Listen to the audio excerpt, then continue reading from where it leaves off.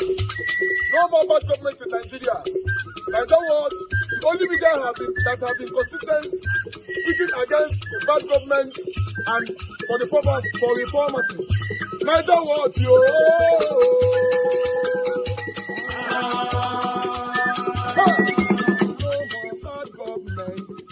No more bad government. Nigeria Watch. No more bad government. Nigeria Watch. No more bad government. The only media that have been speaking. No more bad government. The voice of the voiceless. No more bad government. No more bad government.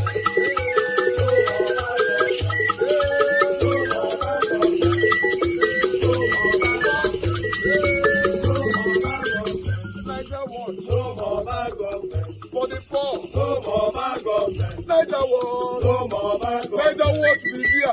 No more bad government. No more bad government. No more bad government. In Nigeria. No more bad government. No more bad government. No more bad government. The only media. No more bad government. The number one media in Nigeria. No more bad government. That have been speaking against government. No more bad government. Nigeria Watch. No more bad government.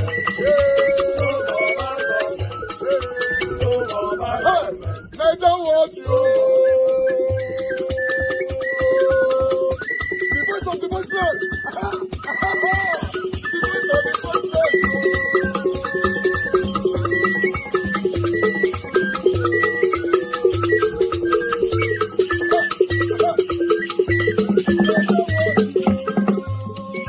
Voice for the voiceless. Voice for the voiceless. Nigeria Watch media. Voice for the voiceless. Nigeria Watch media. Voice for the voiceless. The only media that have been speaking against bad government. Being consistency since 1944. Voice for the voiceless. Voice for the voiceless. Umuwame. Voice for the voiceless. Umuwame. Voice for the voiceless. Voice for the voiceless. Voice for the voiceless. Voice for the voiceless. Voice for the voiceless. Voice for the voiceless. Nigeria Watch, yo. We have been seeing all you guys have been doing, and he recommending to everyone in Nigeria. By itself could not even produce a councillor.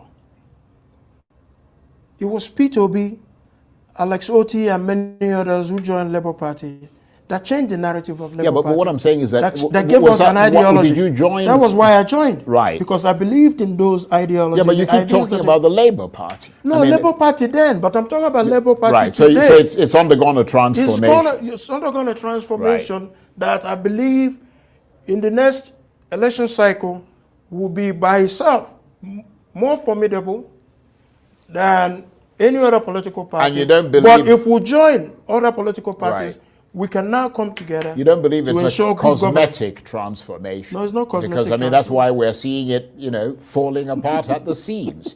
But let me ask you this. The point has been made that mega parties or new parties, or for that matter, the Labour Party, no matter how ideologically sound, are not the answer, that the solution is root and branch reform of the Electoral Commission, INEC. Because it doesn't matter how good and moral and ideological the new political party is or the existing parties are, if the capture of INEC continues to prevail, then there'll never be free and fair elections in Nigeria, and good leaders will always be denied the opportunity to lead. Do you agree with that assessment? I agree with that, and I'm glad that you raised that up.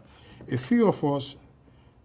I mean, you're in the National Assembly, yes, that's where you can start the reform process. Yeah, a few of us in the National Assembly, most especially in the House of Representatives, have over some time now been looking at reform of the Electoral Act, and also to bring some parts of the Electoral Act to be in conformity with the Constitution of the Federal Republic of Nigeria.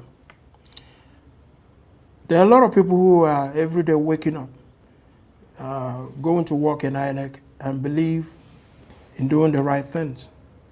But there are also a lot of people who wake up, go to work in INEC, both at the state, local levels, and the national levels. They are attracted to various forms of inducement that compromises their positions, that compromises INEC from doing the right thing. Now, we are reviewing the Electoral Act with a view to amend certain sections of the Electoral Act that will instill confidence in INEC conducting elections, and also not just INEC conducting elections, the court system is also part of that electioneering process. How do we create a transparent system that all Nigerians will be happy, regardless of a political persuasion, that Nigeria can conduct? I think I heard the other day the president talked about the electoral system as well. So everybody's now talking about it. Now, we are looking at ways that in the Electoral Act, one, to deal with the qualification issue, to ensure that that qualification issue is a pre-election matter, no longer both pre-election and post-election matter. We're also looking at possibility of amending the Act to ensure that when we say electronic transmission, it means electronic transmission. It doesn't mean manual transmission. As we have now, INEC has the latitude to be able to say, well, we want to do manual and electronic. Now it's going to be explicit. So there's no in between. And all this will be done before 2027? Before 2027. Right. And also the possibility now of saying, INEC, immediately you conduct an election, within 10 to 15 days or 14 days, 14 working days after you've conducted the election, that you must transmit certified true copies of that election to the court, because courts are now involved. So that anybody who now needs documentation will now go to the court, no longer INEC. That's a good point. So we're looking at all these ways to be able to ensure these systemic changes. Yes, there are going to be some Nigerian factors in it as well, but we need to clean up the system. And that's why I'm happy that you raised this issue, because a whole lot of us are having sleepless nights in ensuring that we'll clean up the system, make the system more transparent and more efficient. And are those people in the minority or the majority in the National Assembly? One good thing about the National Assembly, let me say from the House of Representatives, under the leadership of Tajuddin Abbas, he's not here, or Benjamin Kalu, he's not here.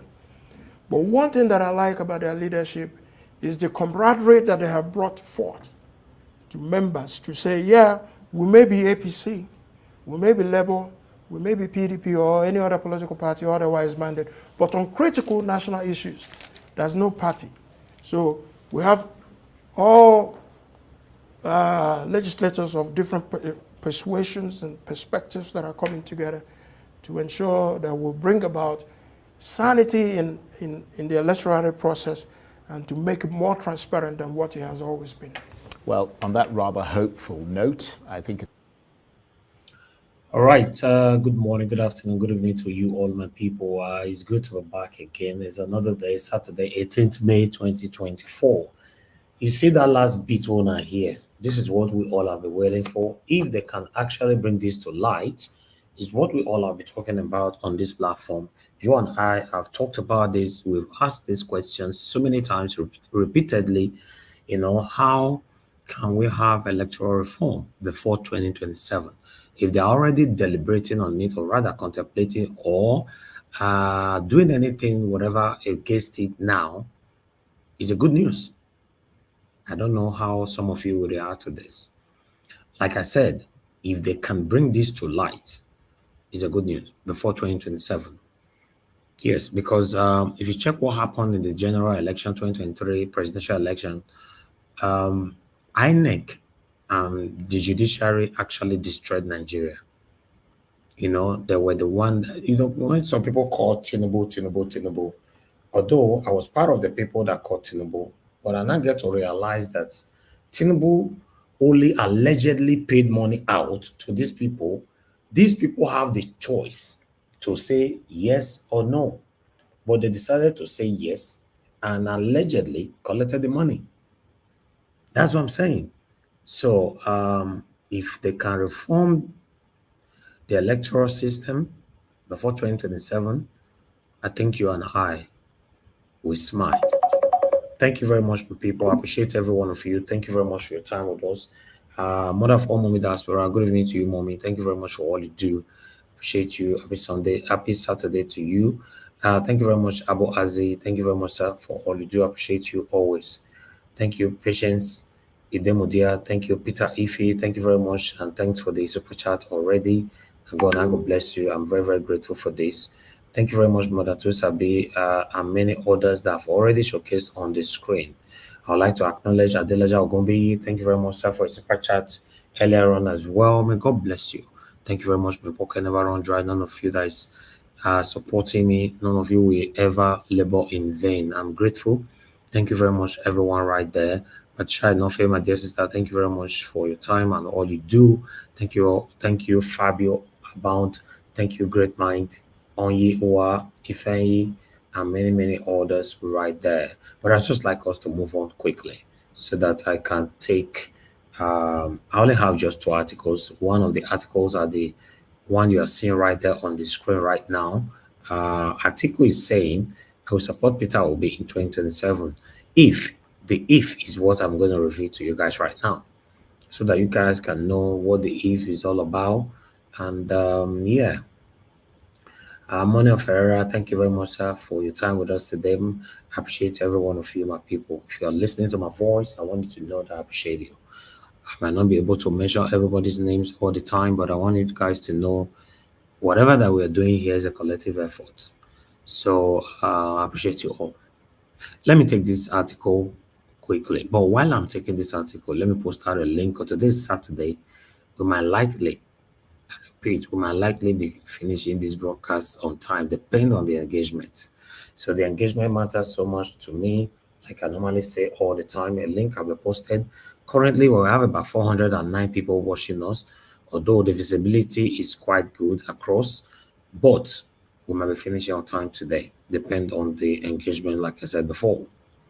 All right, I'll put this on screen, but the good thing about it is that my voice is getting back and I'm getting stronger. I give thanks to God for that. Thank you very much, all of you that show care. Some of you wrote nice messages to me privately and all that. Thanks for your support. May God bless you all, my people. Thank you. My dear sister Pacha Nofe, thank you very much for your support and your care. Privately, I'm grateful. And many others. May God bless you all. Okay, let's take this one quickly. As you can see right there, I will support Peter Obi in 2027 if Atiku. Okay, let's take this, the full story. Former Vice President Atiku Abubakar has disclosed that he will support the 2023 presidential candidate of the Labour Party, Mr. Peter Obi, if the People Democratic Party decide that it is the turn of the Southeast in the 2027. Allah. Now see the condition for that condition. In case you guys are not getting that, I will support Peter Obi if PDP decide that it is the turn of the Southeast in 2027. I don't know. I don't want to give my own interpretation of understanding of this. I might be right, I might be wrong, but I always feel more comfortable these days allowing my panelists to grind it how they wish. And so say I'm if that if not big one. Meanwhile, Atiku, the presidential flag bearer of the PDP in the 2023 general election, said he will throw his weight behind Obi if he is picked by his party. That means Peter Obi is already planning going to PDP.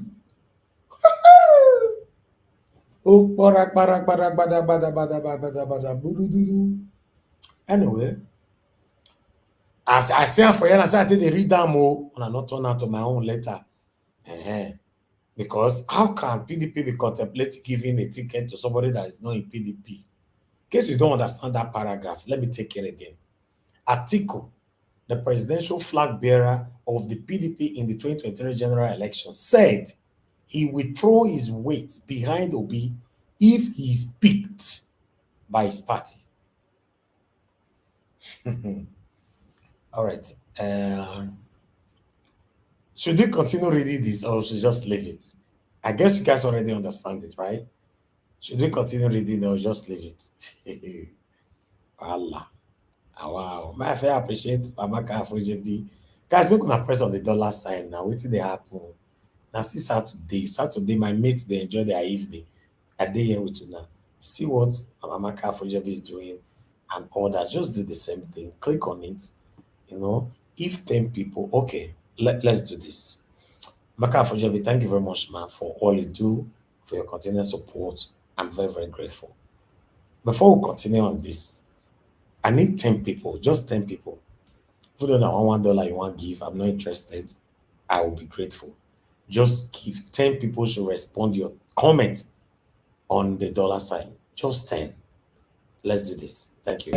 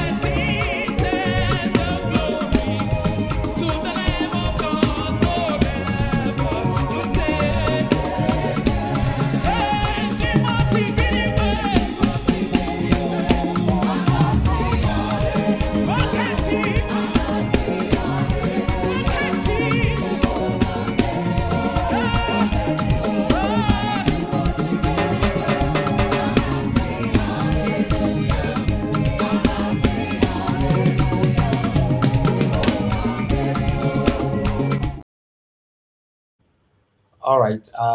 my joy is always when I call and people respond. I'm very, very grateful. It's always my joy. Thank you very much. And God bless you, my people. I'd like to quickly start my appreciation from Peggy Modi. Thank you very much, man. Thanks for all you do. May pocket never run dry. Thank you for this support. Thank you very much, Spiritual Happiness. Thanks very much for all you do. I'm very, very grateful. May pocket never run dry. Then I have Charles Wisdom. Thank you very much for the support as well. Thanks for answering my call. May God bless you. May your pocket never run dry. I'm grateful. Then we now have Patty Solomon. Patty Solomon, thank you very much. I'm very, very grateful for this. May your pocket never run dry.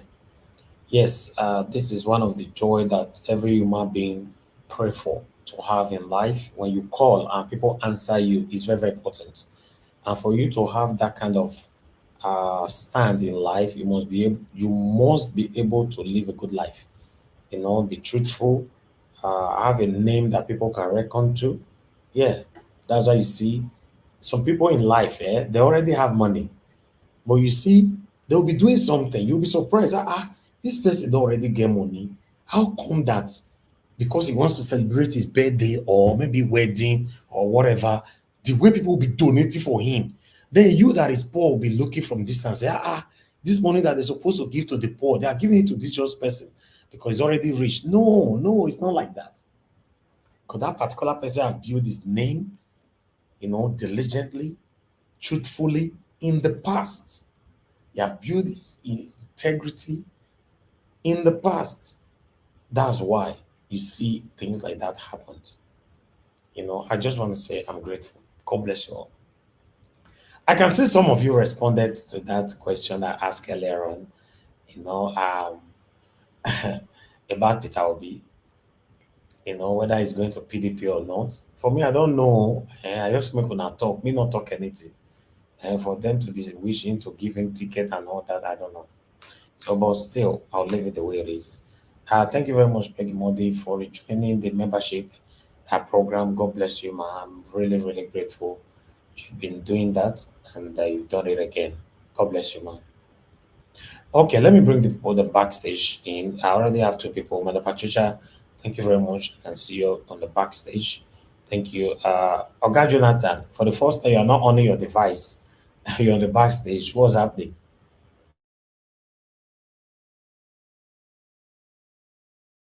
Now, Oga Jonathan, because your device is not on, but you're on the backstage. Maybe you're having a network issue, you know. Maka Fujabi said, I don't think Mr. Peter Obi will be going back to PDP. Me too, I don't think so, except they want to surprise us.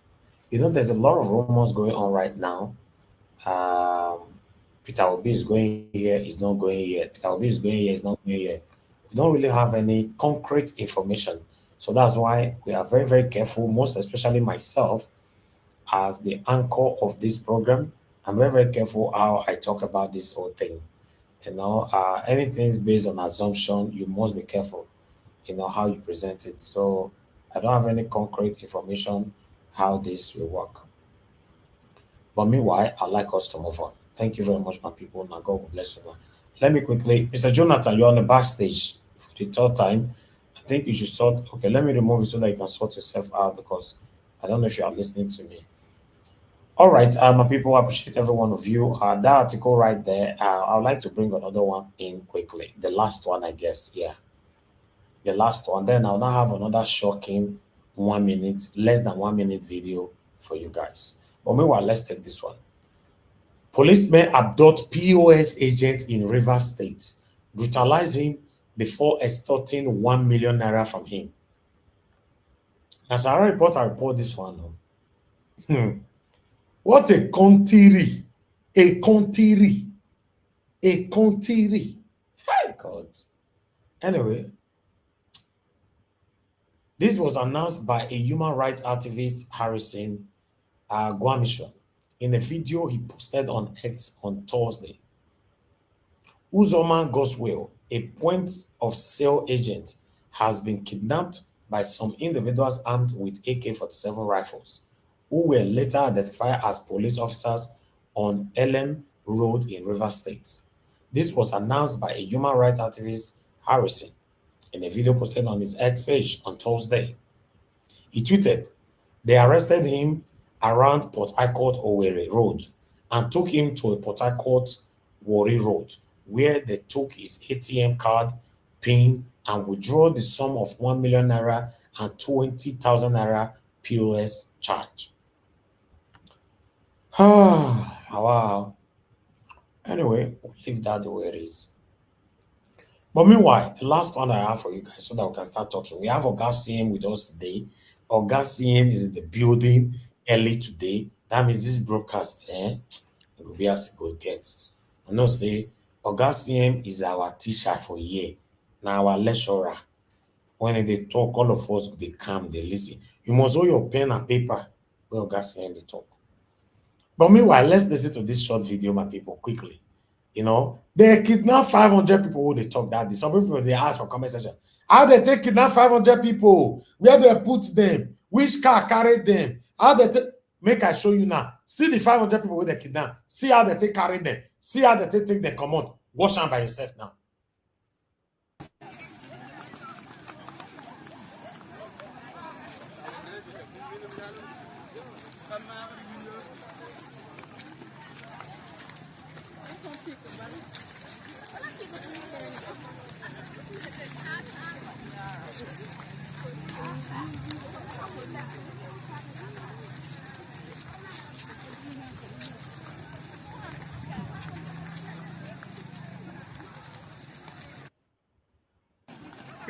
You see, huh? You see, huh? Who is in charge of Nigeria? Oh God.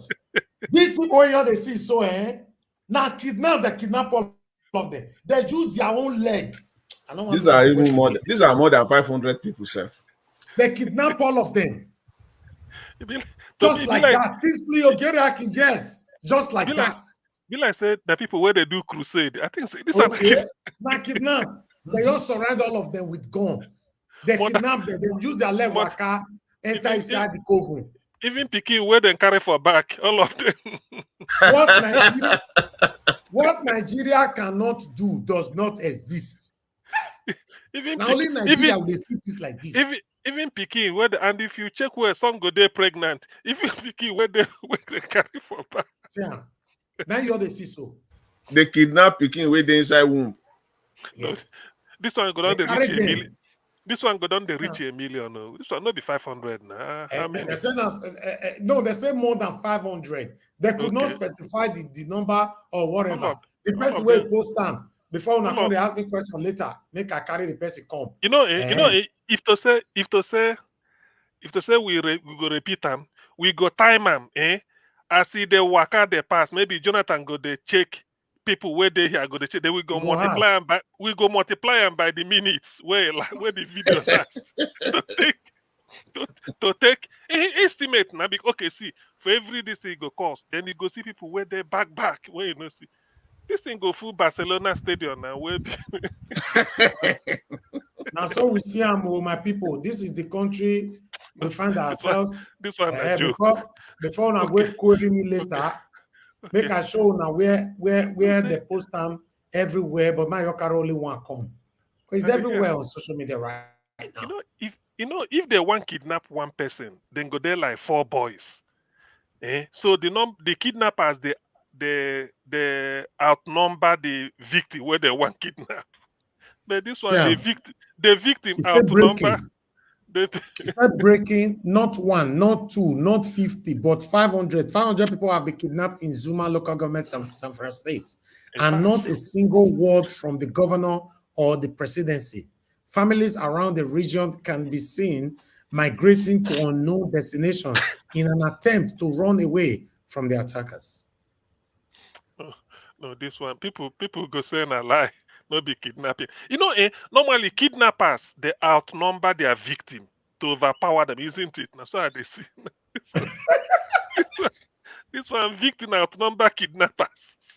This one, I say what did they happen for Nigeria right now.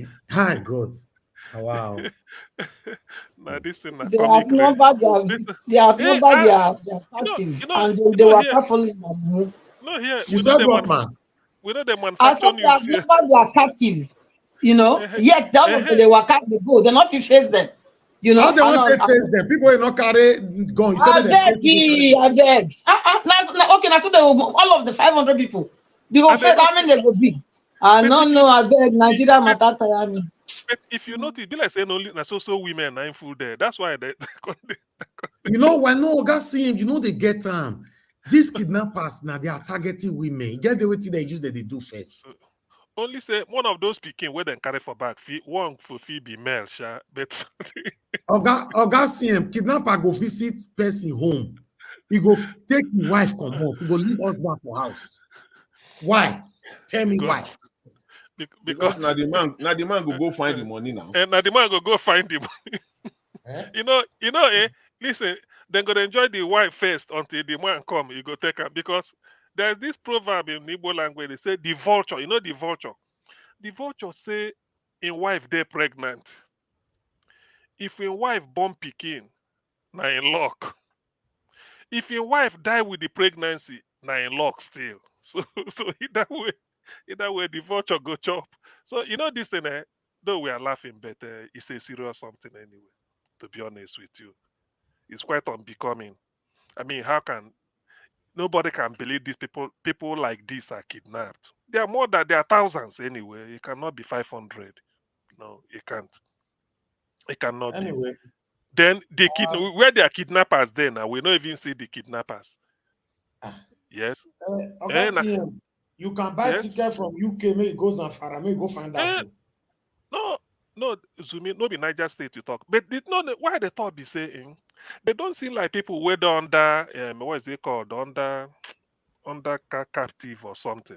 Because where they are going, it's like a massive vast area of land. The people just they run like say tiger or lion they pursue. No be even lion. Or like they are running away from a fire outbreak. This thing doesn't show seriousness. So say they kidnap them. Okay, okay. Now if they kidnap this number now, they feel give them food for one day. If they there for detention or That's where why they get. Oga Eh? CM, that's why they go say they want 50 billion now. Okay, to feed them first, so maybe to settle them, but to They they will feed send them them for bill. country. How much it don't cost them to feed these people during the time where they say they under their custody. They go And that, calculate everything, calculate their profit on top, and send down to federal government saying na 50 billion now they want for the ransom. you Exactly. see, you see, when I say this thing that this thing now laugh no laugh go kill me here because this thing sometimes okay how I'm trying to help them manage the crowd. I'm trying I'm trying I'm trying to no let me put my let me put my no be you should that's why I say here now we analyze news we they look at me at the base analysis now based I never see them before now based on this the way you show now me that's why they say supposing we know how long it lasts I go tell Jonathan may the count my the count we go multiply them by the number of minutes no waiting 1 minute give you multiply them by how long this thing just to get estimate now what I'm saying is that this kidnapping something now. Why my mind they go be say, I say, okay, if you pack them like this now, then go there somewhere, thousands. What next? You go begin negotiate with federal government, or maybe then go threaten them, then go buy them. How can this type of thing be taking place in a state, they say in a Niger state, which is next to the federal capital? Yes, Niger state is near to federal and then Kaduna. What really is happening? This is a high class franchise people are using. This high class franchise, if you just go order 1, 2 villages, tell them to clear, then just begin the run out. These are women, they are helpless, malnourished from what I'm seeing, malnourished. So what really is this? Where is the chief of army staff? You see, sometimes when I even say, like, if I criticize Nigerian army or say something that where they are deployed, people might misunderstand me. In a country like Nigeria, where this type of thing is happening, are you supposed to see soldier checking vehicle particulars anywhere in the country? I don't want to say whether in the southeast. Are you supposed to see military people on the street anywhere when Nigeria is under captive? Where is military helicopter? Where is their jet, Air Force jet? Where is the naval, Navy in the sea? Where is the DSS? All those people, where are they when they are showing this type of thing? See, we raise questions here which are pertinent. Where are they? Does it mean Nigeria is helpless that even our military, the so-called soldier everywhere, you see them harassing people, extorting money from people, guarding national House of Reps and House of Senate, you see soldiers there everywhere. So why should this thing be happening? It is either that if this is not true, maybe they want to do one type of boju boju. The more you look, the less you see. Or if it is true, I mean, Nigeria has packed up now. Don't we have a commander in chief? I remember when something like this happened in January, when we were talking about the plateau something. I said, where is the CNC? Because that name, commander in chief, means you can be from your desk, you give a command immediately. Me, I believe we no get government. We no get. We just That is get true. some people just filling space. We Exactly, no because get anything government. We no get strong. because Make we just leave on like that. for people Everything to else say na magic. the number one, your number one role, you can build bridge, oh, you can build road, oh, you can build a good hospital. That one na jara. The thing where people go judge you as seeing na security of life and property. Now they've challenged you from your desk. You can summon, you can give order. Just TV go NTA is nothing. Just beam it. The next minute they say the president has given or immediately. So far that seal of the president of the whatever is there. You give order. That's the meaning of CNC. That root those people out, no matter what it is. You have the aircraft, you have this, you can take surveillance. So that's why when people talk of what is the duty of the CNC, is it just to go and settle quarrel between Wika and Fubara to sign agreement? That one that is not your duty. Call them, let them come, they sit down with you, you sign, oh yeah, prepare, Wika sign here, Fubara sign here. That is not the duty of the CNC. It's not. This is your duty. Social dislocation like this, moving people were forced to move from A to B, not because they wanted to be, because something is chasing them. Who are those people chasing? Because it's an affront. They are challenging you. When something like this happens, what they are doing is they are trying to say, I dare the CNC. They are daring you. That's what it means to me. That is interpretation.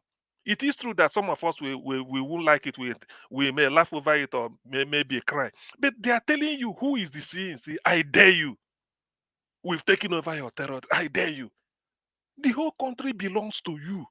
They are challenging you. What do you do? So that is the issue. That is the way I look at it. Because as much as we could laugh over it or paper over it, it's a shame. That is an affront on the constitution you swear to protect, preserve, and defend. These three words the one was mentioning: to defend, protect, and preserve the constitution. So where is it? How can this type of thing be happening? Now people going like this, have they eaten? They've not. Obviously, all of them are hungry. Looking at the picture, they are malnourished, they are hungry. Trekking in a dusty environment and say something in there, they kidnap them, go and pack them somewhere and start to negotiate. What sort of nonsense is that? You can as well invite the bandit or whoever to come and take over Aso Rock and be giving us Listen, CM. Words like security, international security doesn't mean anything to them.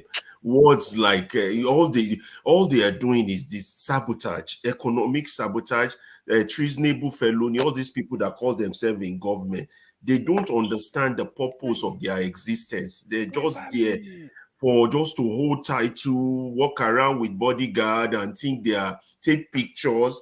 They don't know what the relation of duty is, what incompetency. It's a serious problem, my brother. I don't even know where to start. It's too big. It's too big. We have issues, man. When we get to other topics, I will add more, man. It's too big. All right. Okay. Thank you very much, Alga Ferreira, for joining us. I appreciate you all. Okay, I just wanted you guys to quickly vent that out. before we start talking. Although it's going to be an interactive session. Yes, Niger Watch, please, just 1 second. Ferreira, Yes. since you are here today, I know. Let me just pick your brain. If Fela is alive, because I know you're a Felabration, you quote Fela all the time. If Fela is alive, what type of music Fela go compose now with this type of thing happening? Right now, fella go say, I sit down, they look, I just they sleep now. I don't look again. I just in my bed, they sleep. Say, I don't tell you now. Say now, I just they sleep. We say I they snore. You no go even say they sleep. If they in they snore. When I don't finish with na madness, making I come wake them up. Okay, continue.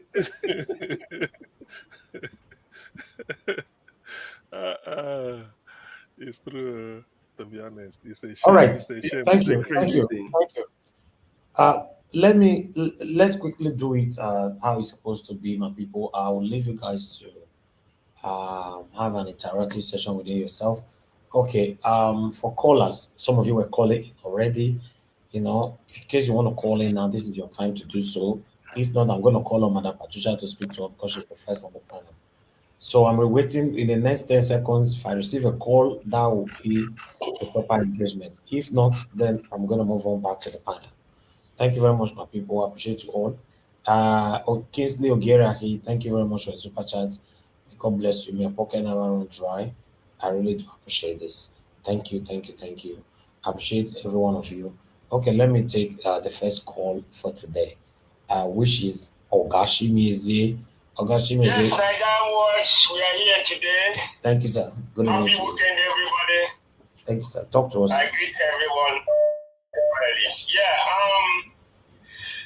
For me, issue of this P2B, I don't know. This is not supposed to be eating us something on our body. For me, if anything, any way to take this power from this blood demons, anyhow they will do it, let them do it. I don't care wherever the person coming from, whether from Mundo or from heaven or from the world. Anyhow they want to do it, so far they will take this power from them on 2027. Let them do it. That's my stand. Anybody that say, oh, Peter, we don't do this, that means you don't know politics. Nigeria is suffering. Things are hard. Things are becoming worse every day in Nigeria. The people are helpless. The masses are helpless. Men and women are helpless. They're just looking every morning because they can't do anything. They won't do anything. If they remember what happened on toll gates, they will just, oh no, it won't happen. Even if you carry Nigerian flag, singing national anthem, that's where the army get power. We are saying, where is the army now? Where they kidnap 500? Look at the way they are marching them. People are going to farm. You see all those things. So that's kind of play. This kind of play. If you carry your flag, national anthem, Nigeria will the first people, they will shoot you down. They gun you down because they don't have brain. So anyway, P2B and Co. Let me put it that way. P2B and Co. will make take this thing, this Monday, this power from these people. I will like it. I don't care anyhow they're gonna do it. I will support them. And everybody gonna support them. Don't say no. He keep from now till next year. He keeps saying no. That day, 2027 will come and go, and they will stay in power, and we will still, by special grace of God, all of us will be alive, and we will still come out here and say, oh, blah blah blah blah blah blah. We better face the reality, my people. We better face the reality so that we will forge ahead as Nigeria. Okay. like what I see in that Zamfara, the kidnapping stuff. If we say, okay, let me go this way now, like, if we say, okay, divine Nigeria, let everybody go. Okay, then the Fulani or Hausa people go their own way. Then, if they want to kidnap continue kidnapping their people, go got their own cup of tea. Because that's the only place they get the power. I don't know. They use all this thing to do politics. They have made Nigeria the more you look. And you see more. I won't say you lesser you see. You see more. The more you look, the more you see. It's terrible. It's terrible. Believe me, I don't know. May God help Nigeria. May God help Nigeria and the people over there. So, Edo election is coming up in November. Please, I stand where I stand. I stand with as well. My Edo people, Ego, we should vote.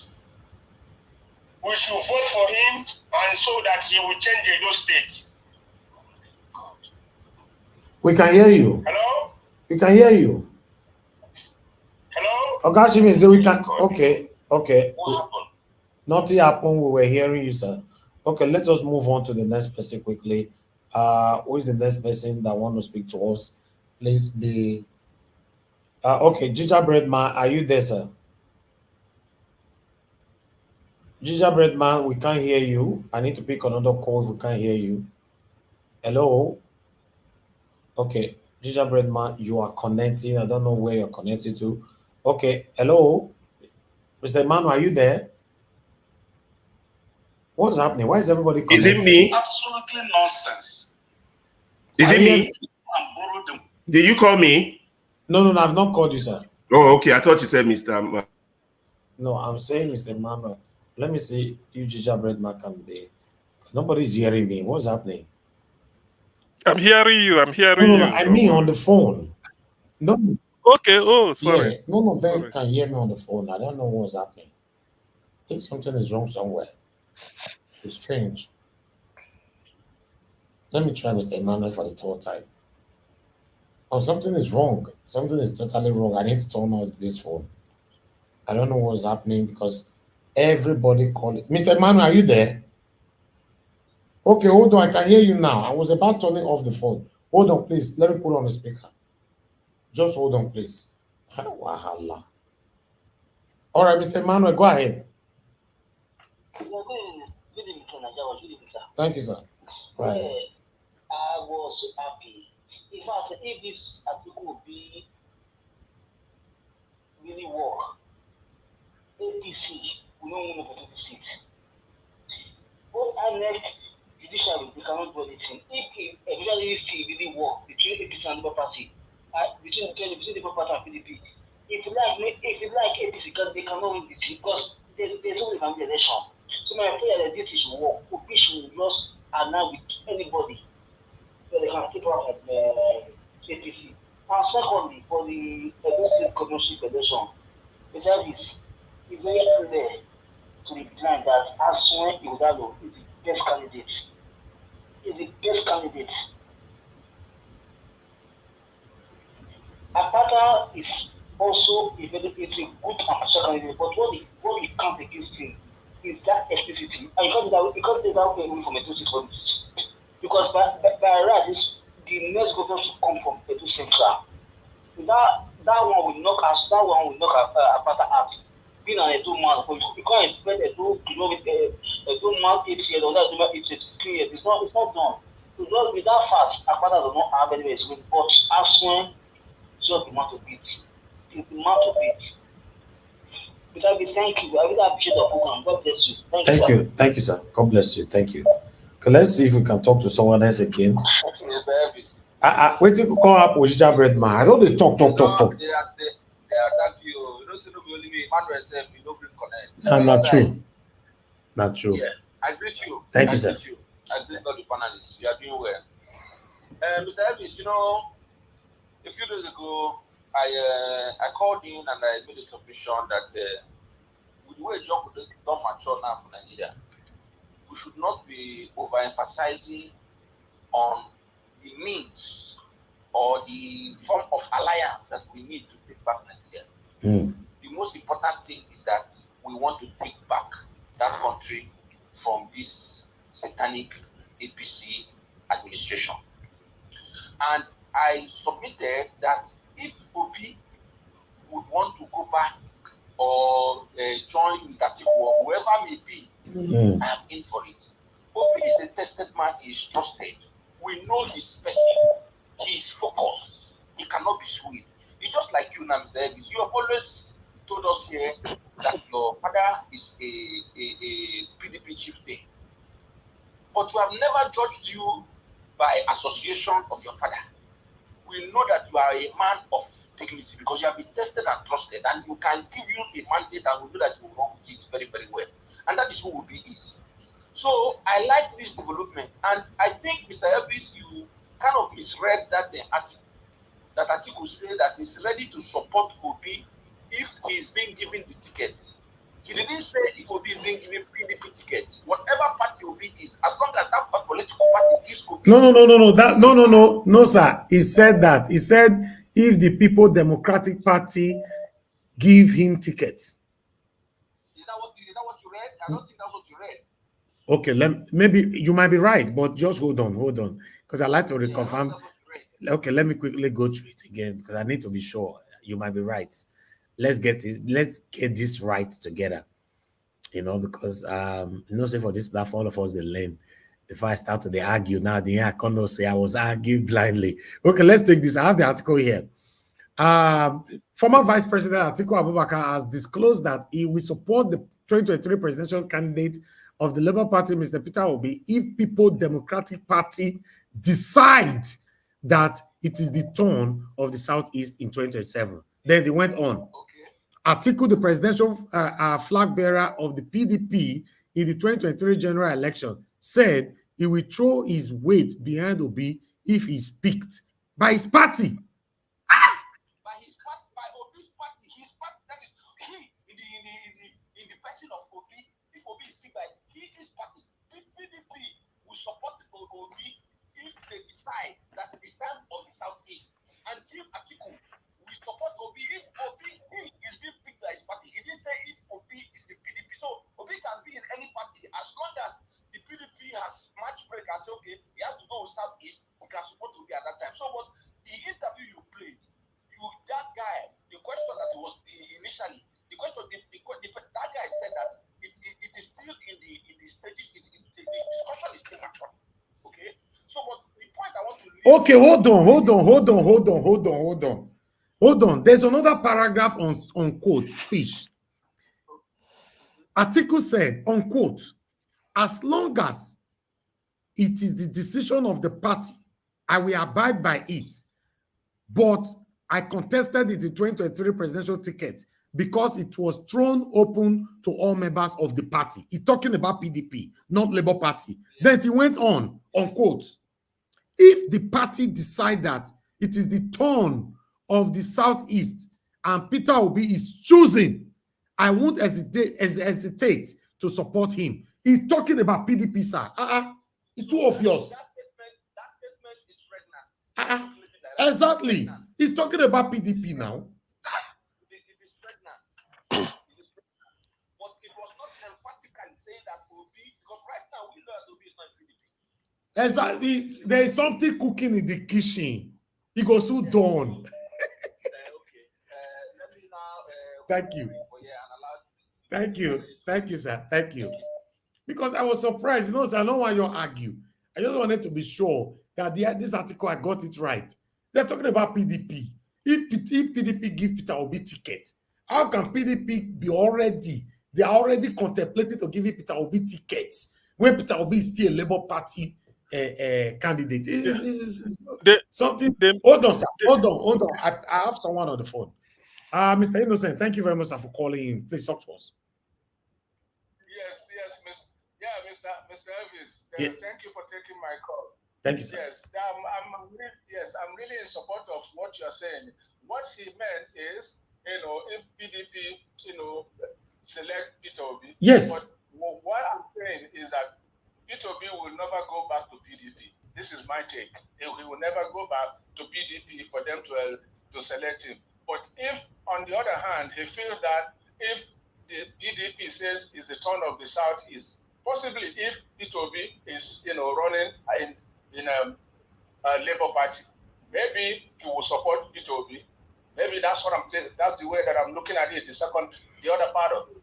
But otherwise, he is meaning that Peter Obi will be selected by PDP, which to me is not going to happen. Okay. Mr. Innocent. So now you talk Amo, it will never happen. I will call you out. Yes. I will call you out.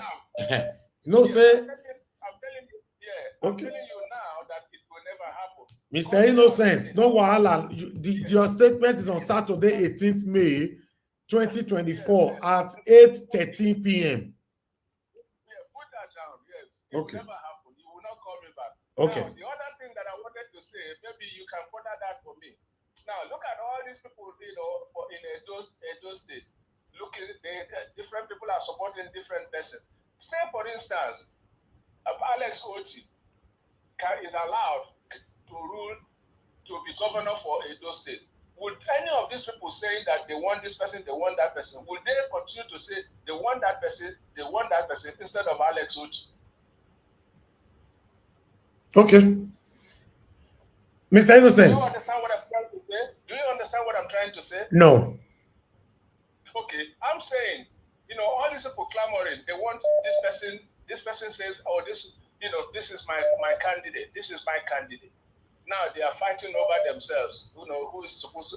Now, I'm saying that all these three other candidates, if, for instance, constitutions allows it that, somebody like Alex Oti can also govern Edo State, will they choose any of those their contenders over Alex Oti? This is what I'm saying. It's a question. Okay. I don't know. Me, I don't know. Let people. What I'm saying. Because what they are looking, they should be looking for who is going to replicate Alex Oti. That's what they should be looking for. So, this question. So who's your candidate in Edo State governorship election? Oh, I don't know. I have no candidate, honestly. I have nobody there. Okay. That's why I'm saying to them, those of them saying, this person is my candidate, that person is my candidate. I don't have a candidate there. Okay. All right. I only wish Edo State to be like, Abia State, because that's what I wish for Imo State, but it never happened. Thank you very much, Mama. Thank you very much, Mr. Innocent. God bless you, sir. Thank you. Okay, callers, please, don't do. Let me move on to my panelists so that they can talk within themselves after Madam Patricia. Madam Patricia, thank you very much for your patience with us. I'd like you to talk to us, man. Good evening to you. Good evening, Mr. Elvis. Thank you, and happy weekend to everybody again. I'm glad to be here. Great to see you all. And good evening, Mommy Diaspora. And thanks to everyone that has already super chatted the channel. Thank you for your continuous support to the channel. God bless you. And of course, the panelists, our panelists, admirable panelists, all of you. Thank you for being here today. I hope we will break the table. I want to see this table breaking today. So maybe two Niger should come. I'm waiting for you. By the way, two Niger. We don't miss two Niger for like 78 years now. Never hear from them. So, but nonetheless, let's press on the like and the like button. That's the thumbs up, and of course, subscribe to the channel. Thank you so much. Thank you. Mr. Elvis, I'm even surprised that we are talking about 2027. Because the hunger in the land is getting, I would say, is becoming unbearable. because there are a lot of people now that they can't even afford a square meal a day. Many are going, going to sleep with empty stomach. So we talking about 2027, it just shows also the insensitivity of this so-called, you know, PDP and even Labour Party and the rest. Because for me, at this point, Nigerians should, take the bull by the horn. Because I don't see how many people are going to be left if this continues. Because the way it is now, and it doesn't seem to be, it doesn't look like there's the turn, there's any, that the tide will turn soon. It doesn't look like that. It's not looking good at all. You know, food inflation has gone over 40%. Food. So what are we talking about? We are looking at 2027. From now to 2027, is that not 36 months? Is that not 36 months?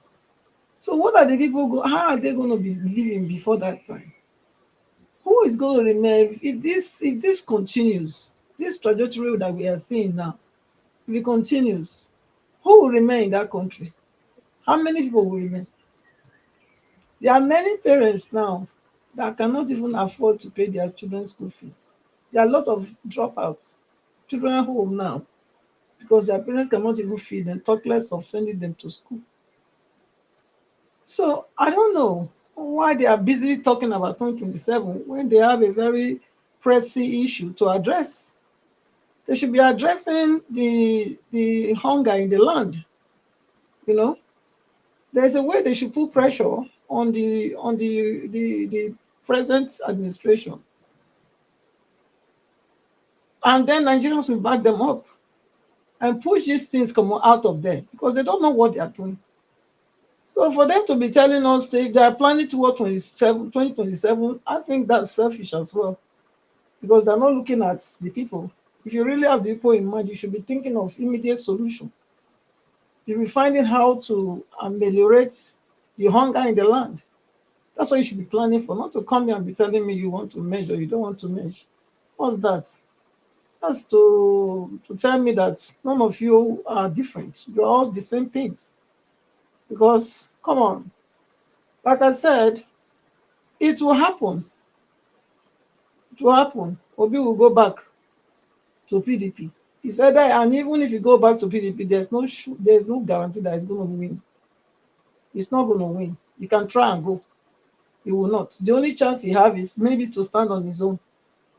Because Labour Party also, he cannot stand. He cannot come back with Labour Party. Because Labour Party also have a lot of shenanigans that they have also displayed. So I don't see how he can become if he go back to PDP. His chance might be if he stand on his own. That's the only way I can see him if he will ever be president in Nigeria. If they like me, they drop.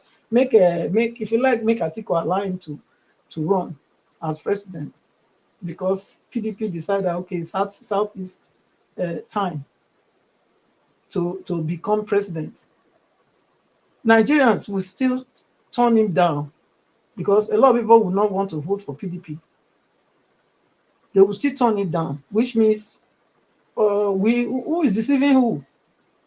You had the opportunity to be vice under Atiku. You refused. You went to PDP, and then you put all Nigerians to Labour Party that nobody knew Labour Party, and now you go back to PDP, and you expect Nigerians to follow you. I don't think so. I don't think so. But of course, they will do what they know how to do. But the question will be,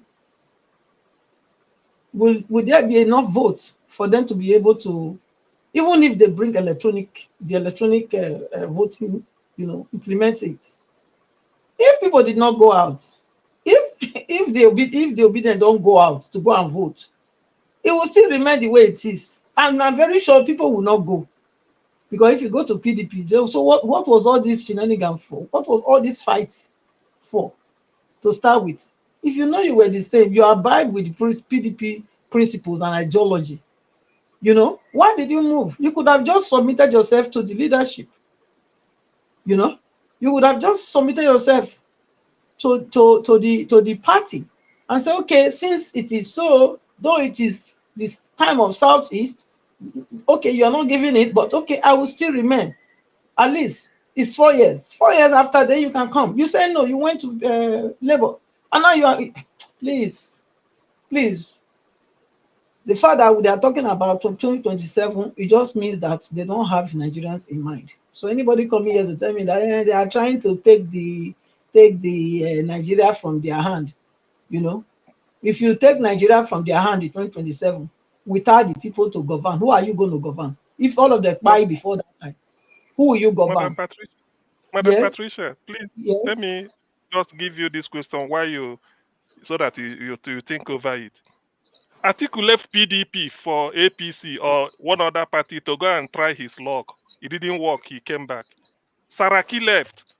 Kwakwanso left. So if Peter Obi leaves, is he bad? So that's what I'm telling you now. That's what I'm telling you. No, because you said, why did Peter Obi leave? I'm answering your questions. I'm answering your question. Yeah, that's what I'm telling you that. So it's about try your luck. It's about try your luck. That's what you are saying. But we don't want people, that's what I am against. If you have an ideology, if you really have an ideology, you know, you join a party because you have an idea. You abide with the ideology of the party. It's only when you don't have an ideology, you're not following any ideology, you know, that's why you run here, run there.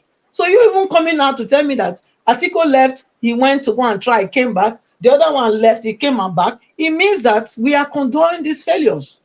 That's what we are saying. Because what's the point? A party is supposed to have an ideology, which means PDP doesn't have any ideology as well. That is what it means. That there is no ideology, and of course, without a vision, the people perish. So without an ideology, the people will perish, and that's what we are seeing. If not, somebody with an ideology will not be jumping up and down, because your ideology bet in you a conviction. A conviction will make you stick to a principle, stick to that place that you are. You cannot be jumping up and down. You expect me to vote for you. I'm not interested. I like people with principles and ideology, and people that can abide with the ideology. You don't just jump here and there and you expect. So please, I'm not for that. I totally disagree with that.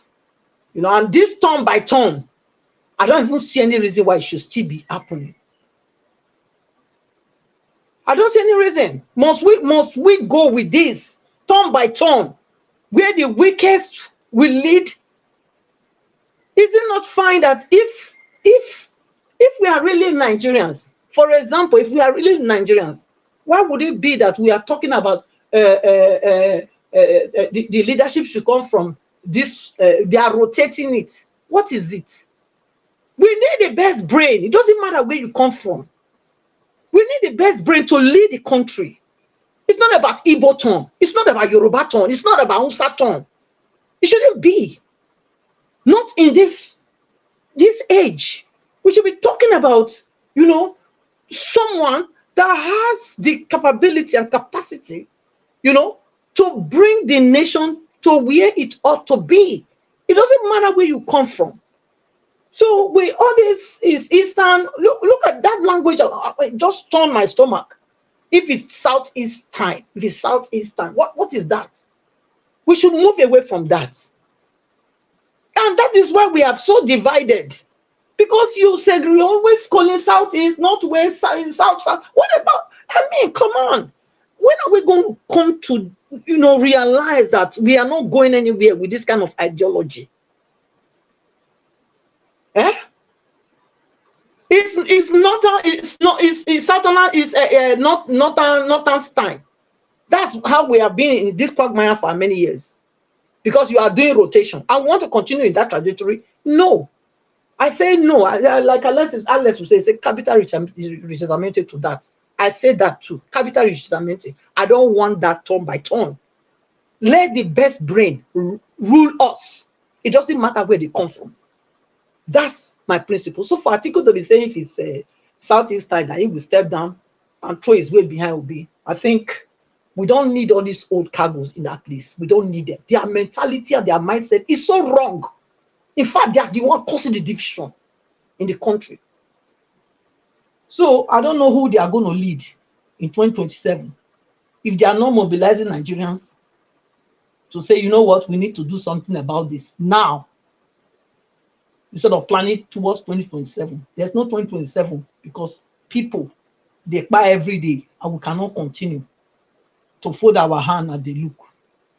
You know, that other one that said whether they should be negotiating with terrorists, you know, I think he's speaking for himself because they are benefiting from whatever it is that is happening there. They are benefiting because how do you explain the fact that I'm not in support that they go outside to go and wash their dirty linen? No, I'm not in support of that. I'm not in support of that they should go to America and go and try to open their mouth wide there and calling for help. The help they require is a homegrown solution. And those traditional this thing is calling and calling, I don't think that would be is state policing that will help. Everybody, neighborhood policing. What they need to do, Nigeria need to do, is time that they train everybody to be militants. It's time. You have to train your citizens to be able, capable men to carry gun, carry cutlass, whatever. That's where Nigeria needs to reach, so that they can be self-defendant. They can defend themselves. That's what we need. Because since in advanced these places, that's how it is. People go, every boy or every girl, they make them go through training, military training, not because they are going to be militaries, army. No, but they train them that basis for self-defense, you know, to defend yourself. They train them. You know, so that's what Nigeria need. How can you be carrying 500 people? 500 people. 500. They running like cows. Running like cows and going inside where you don't know. None of them is able to say no. Where are we going? Where are we going? If no one kill even like that, I mean, of kill that gun and carry how many? Maybe if it too many, maybe he get 100 bullets. Now he gets. When that 100 bullet finish, you go 60 or standing with you. What will be that? So please, Nigeria matter, it is just disgusting. So then that's the direction they should be looking at. Make your people capable. Make your people, enable them in every way. Enable them. That's what we need. So we don't need all these leaders that will come and be telling us it's Southeast time, it's Southwest time, it's not time. You know, we don't need them. Their time has passed. They should retire and get out from politics. If they have any advice, maybe. But you know, for them to still be at the helm of things in their parties, I don't support them. They should give young people the chance to take Nigeria from this quagmire to where Nigeria wants to be. Mr. Evans, I will leave it there. Thank you so much for the opportunity. Thank you, Madam Patricia. Thank you for your submission. It's not easy the way you are saying it, though. It's not easy. When you see these kind of guns these guys are carrying, and you want to shoot your head inside to rush them with the guns and all that, when you see 30, just 30 on the floor, the rest will run back. It's not easy. That mind is not too easy like that. I'd like us to move. Oga Ferreira, Oga CM, if you are there, I'd like us to take the floor and interact generally this time, instead of me calling anybody, so anybody can come in and speak. Okay, Mr. Elvis, I would like to go next because I want to do a good follow-up on what Madam Patricia just said. She made some very good points. First of all, Mr. Elvis, I want to apologize to you for yesterday. As I was talking, I was at work, and then the radio system at my work just came on, during Oh, live broadcast. So you understand with that noise, eh? that's fine, sir. Yeah. So again, before I start, again, every time I get a chance to talk, I want to thank you very much. You might not know it, believe me. I believe firmly that you are doing God's work. Other people like Dele Farotimi, they're doing God's work. Aisha Yusuf, you're doing God's work. Rudolph Okonkwo, God's work, and Mayegun, and every one of you. The problem of this Nigeria is so deep. It's even deeper than we all even know and Exactly. discuss. It's so deep. This thing started from 1954 or whatever, 1440, whatever, whenever they joined, 1914. Then it continued 1960, and now we are 65 years into a big Iroko tree. Big Iroko tree. So that being said, I personally believe that the issue being discussed about Obi and Atiku meeting, it goes beyond who is Obi or who is Atiku, as most of their supporters would like to believe, obedient and then articulators. Now, the question now is that Nigeria is so badly in problem right now that even those that own Nigeria, the rich, are beginning to notice that something down big or bad down the line is going to happen, or unless they find a peaceful way to quickly rescue the country from the hand of the hijackers, which is the APC. Because corruption has always been with us, but the rate with which APC took it nationally is at another level. It's an unprecedented level, and is leading the country into a what Oloyibo people we call catastrophic cataclysm. An explosion is coming, like a volcanic explosion. So I think the elders, let's call them elders for now, those political juggernauts, who have also been part of those who betray, are beginning to realize this point. And so they're trying to see if there's a possible merger down the line that they can come up with. Now, I'm not saying there won't be problem if they are successful with it. Remember, Mr. Evans and everybody, when the issue of Tinubu certificate came out, and Atiku made a speech. Remember at that time, Atiku said one statement, nobody took it serious. He said the problem is so big, all of us have to come together. He was referring to the obedient. Like all of us, he was referring to the obedient.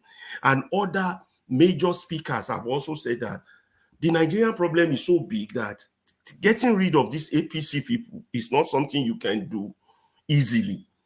Mergers has to be formed, mighty mergers, reasonable mergers, in order to rescue power from them, because they're not going to let it go.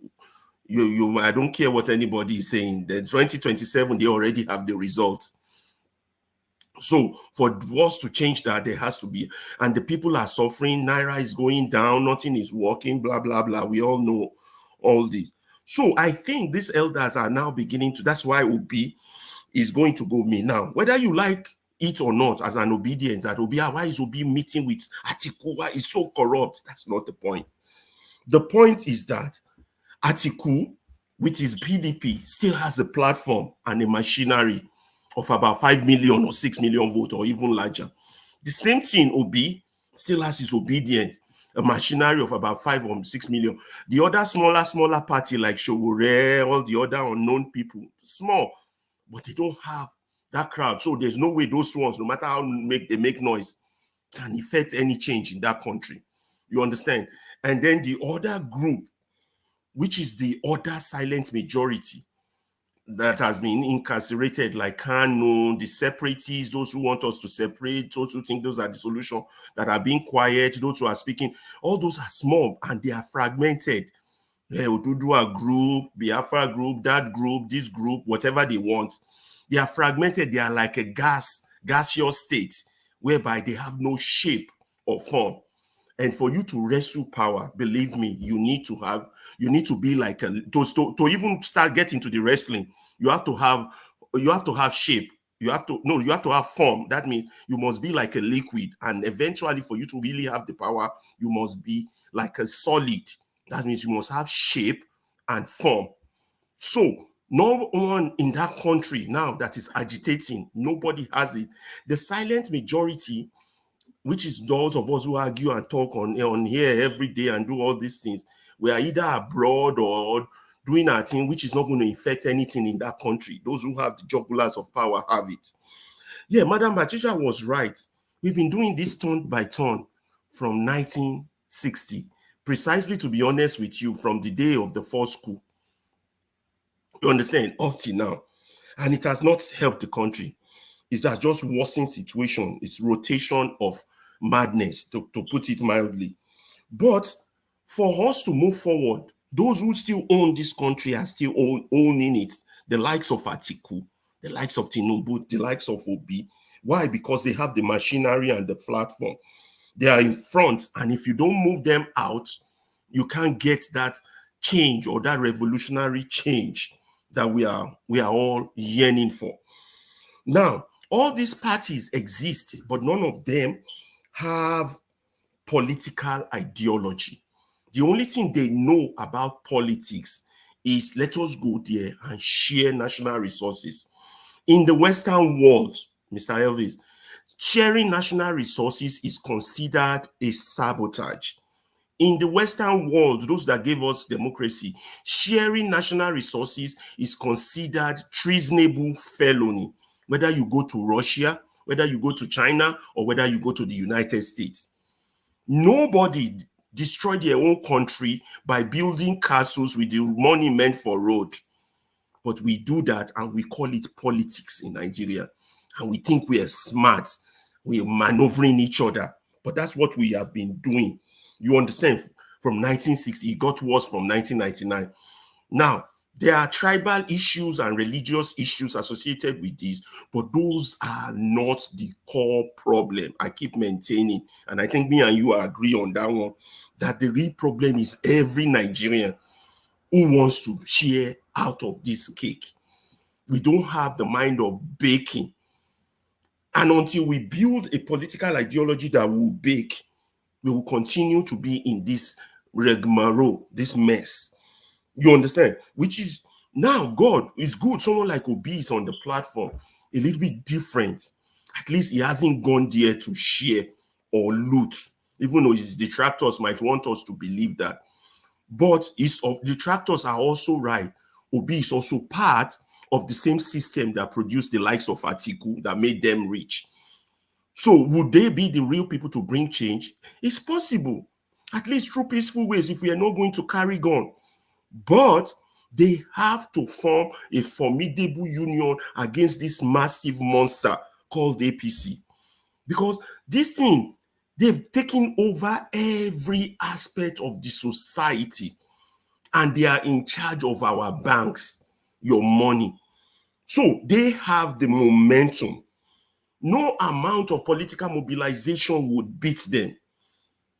No amount. But as Atiku has said when that results thing came out, that we all need to come together. If they can come together, it's not about whether Labour or be leaving Labour Party or Atiku this or that. It's about rescuing that country in the most peaceful way possible, or else we wait for that explosion and everybody goes their own way. Because it will happen, no. Might take 5 years, might take 4 years. As the suffering is going like this, it will happen because the looting is not going to stop. It's not going to stop. That's the only thing the people know since 1960. It's the only thing they know, and it's going to continue. Whether it is a EDO election, or it is Rivers election, or it is Cross Rivers election, or it is Lagos election, it's still going to continue. And as long as looting continue, progress will not come to that country. So let's look into the future a little bit now. Let's just say this, whatever these two giants that have a machinery and platform happens, you understand? The problem down the line would be the unequally yoked elements that will form it. Because I still believe that even if they are able to form a merger to fight against that monster called APC, the group that still believe that politics is about sharing will still have a majority. And that's where, even if they put Obi at the top, that's where Obi will have a problem. Because no matter how hard he tried, he might try very hard, they will still try to sabotage him because that's their belief. So unless Obi himself, as he forms this merger with these negative people, bad people for now, he himself start to raise people with the right political ideology. The current Labour Party don't have it. That's why you see the fight of the Arabian bees, the party chairman, and all the madness that goes on. So the issues at hand are really serious. Madam Patricia is right. We can't continue to do this turn by turn. It has not led us anywhere. And we don't need activists to rescue us. Activists cannot rescue us, but what we need are people who are active. Your active participation might be just in talking on mediums like this, might be in this, in that, or whatever you do, but you have to be active in joining political parties, in education. So let's not look at this Obi Atiku merger as something humongously bad or negative. It might be a necessary evil that needs to happen, because getting rid of APC, my people, it no be easy task. So I still get plenty more to talk, but let me just stop there in case people want to add or add their own comment, and we could exchange ideas and see where the country is going. But definitely we do need a change. This cannot continue. An explosion is likely down the line. Thank you.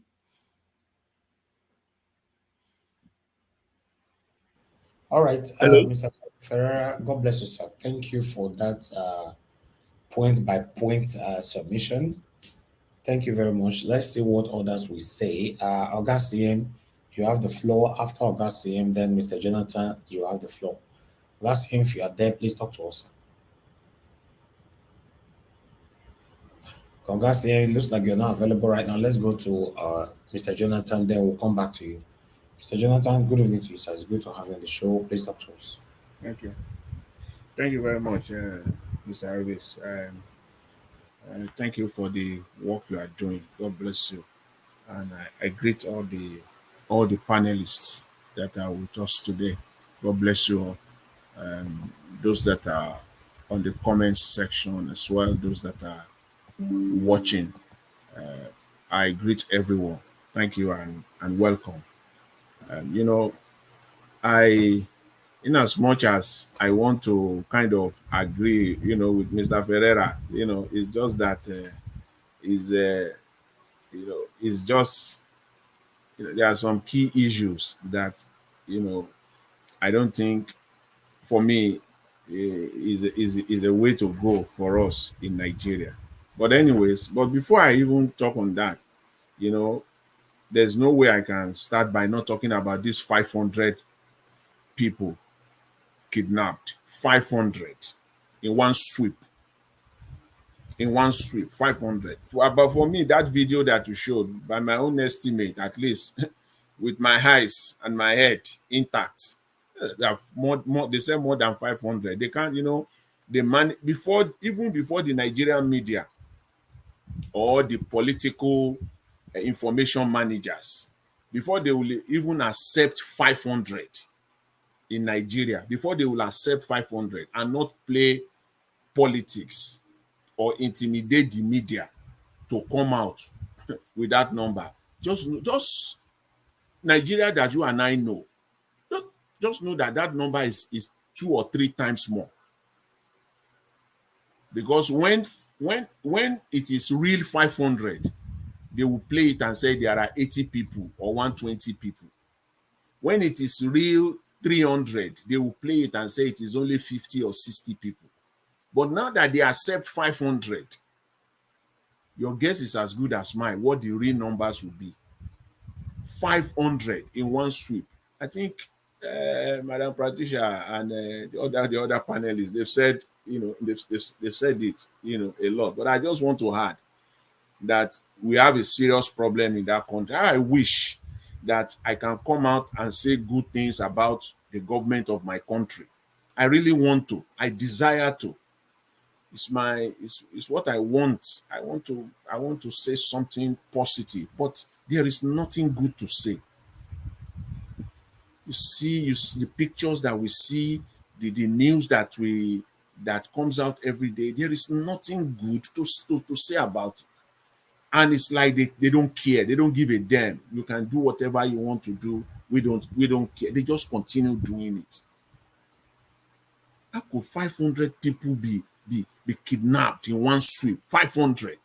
And we say we have a country. And yet, some people are already coming out saying that security is improving in Nigeria. That is where I want to ink my position on this one. That's where I want to connect my point on this one on. How could people now be saying that security is already improving in Nigeria?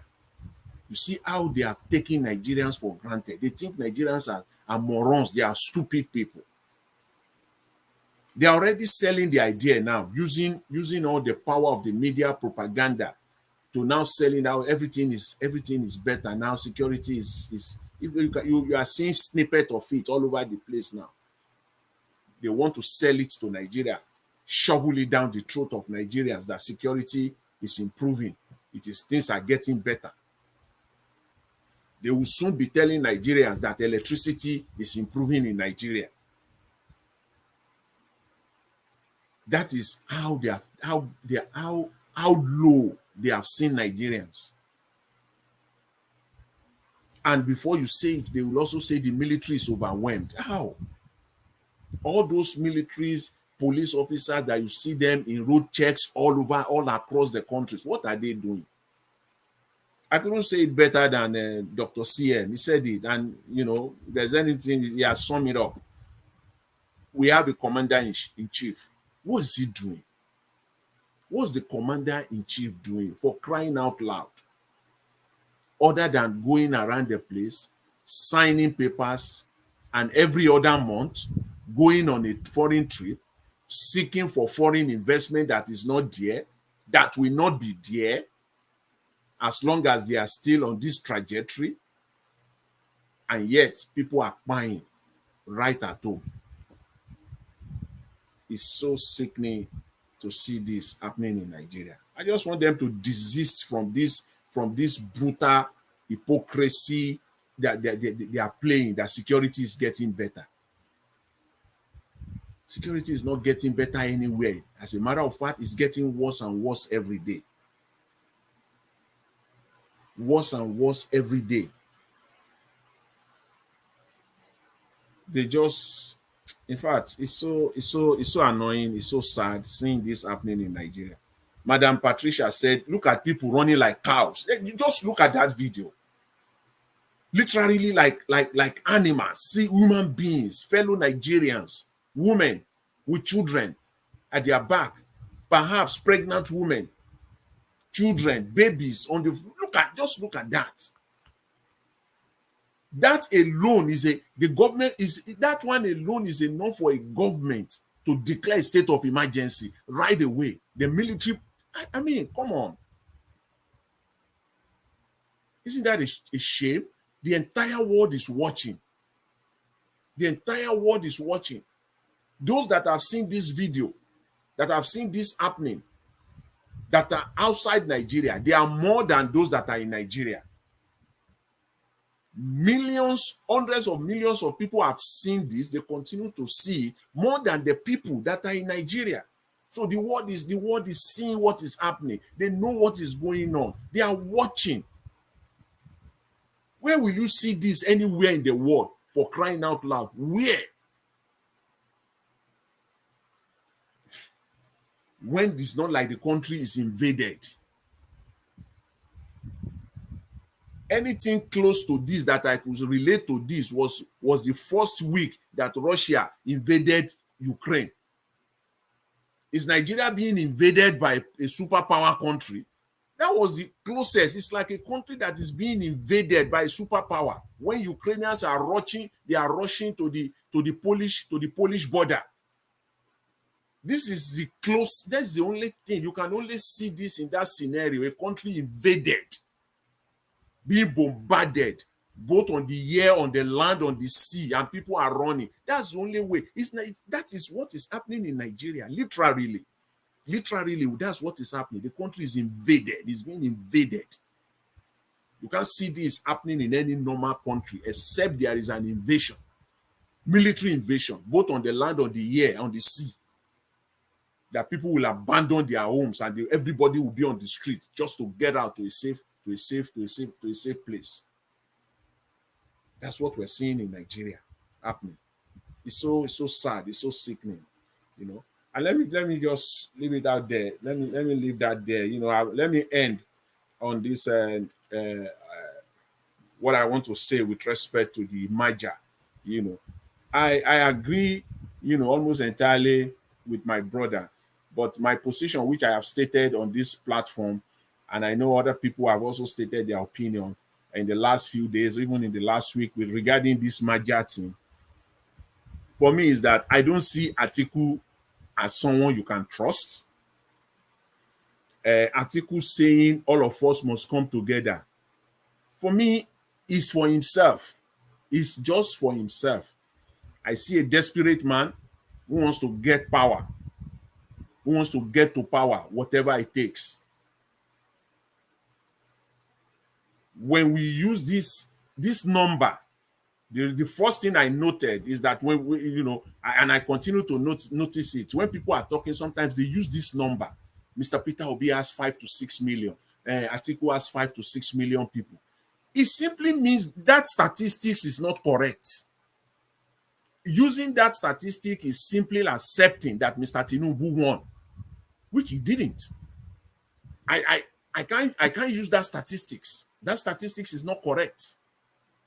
Because whenever we use that statistics, we are simply saying that Mr. Tinubu actually won. The numbers given to us by INEC, they are facts, they are true, they are correct, which they are not. That is the position there. For me, it is only through a free and fair election that Nigeria can move forward. It is only people-oriented change, a change mounted, led by the people, that will take Nigeria forward. A change that is being led by the politicians, that is politicians oriented, will take Nigeria nowhere. It's as simple as that. It's not going to, for me, it's not going to be a merger. Look at the political statement, very tricky statement made by Atiku. I will support Peter Obi if, one, the presidency of the party is zoned to the southeast, and if Peter Obi is nominated as the presidential candidate of the party. Just look at that. That statement, those two statements, those are we can stay on that for the rest of the day if we really want to unbundle that statement. That statement is pregnated, and if we want to, there's no time to unbundle it. For me, what I can say is that statement simply means that Atiku is still coming in 2027. Nobody is going to take away the presidential candidacy of PDP from him. He's going to fight to finish. And it tells me that eventually, as far as I know now with that statement, I can say now that there will be no merger.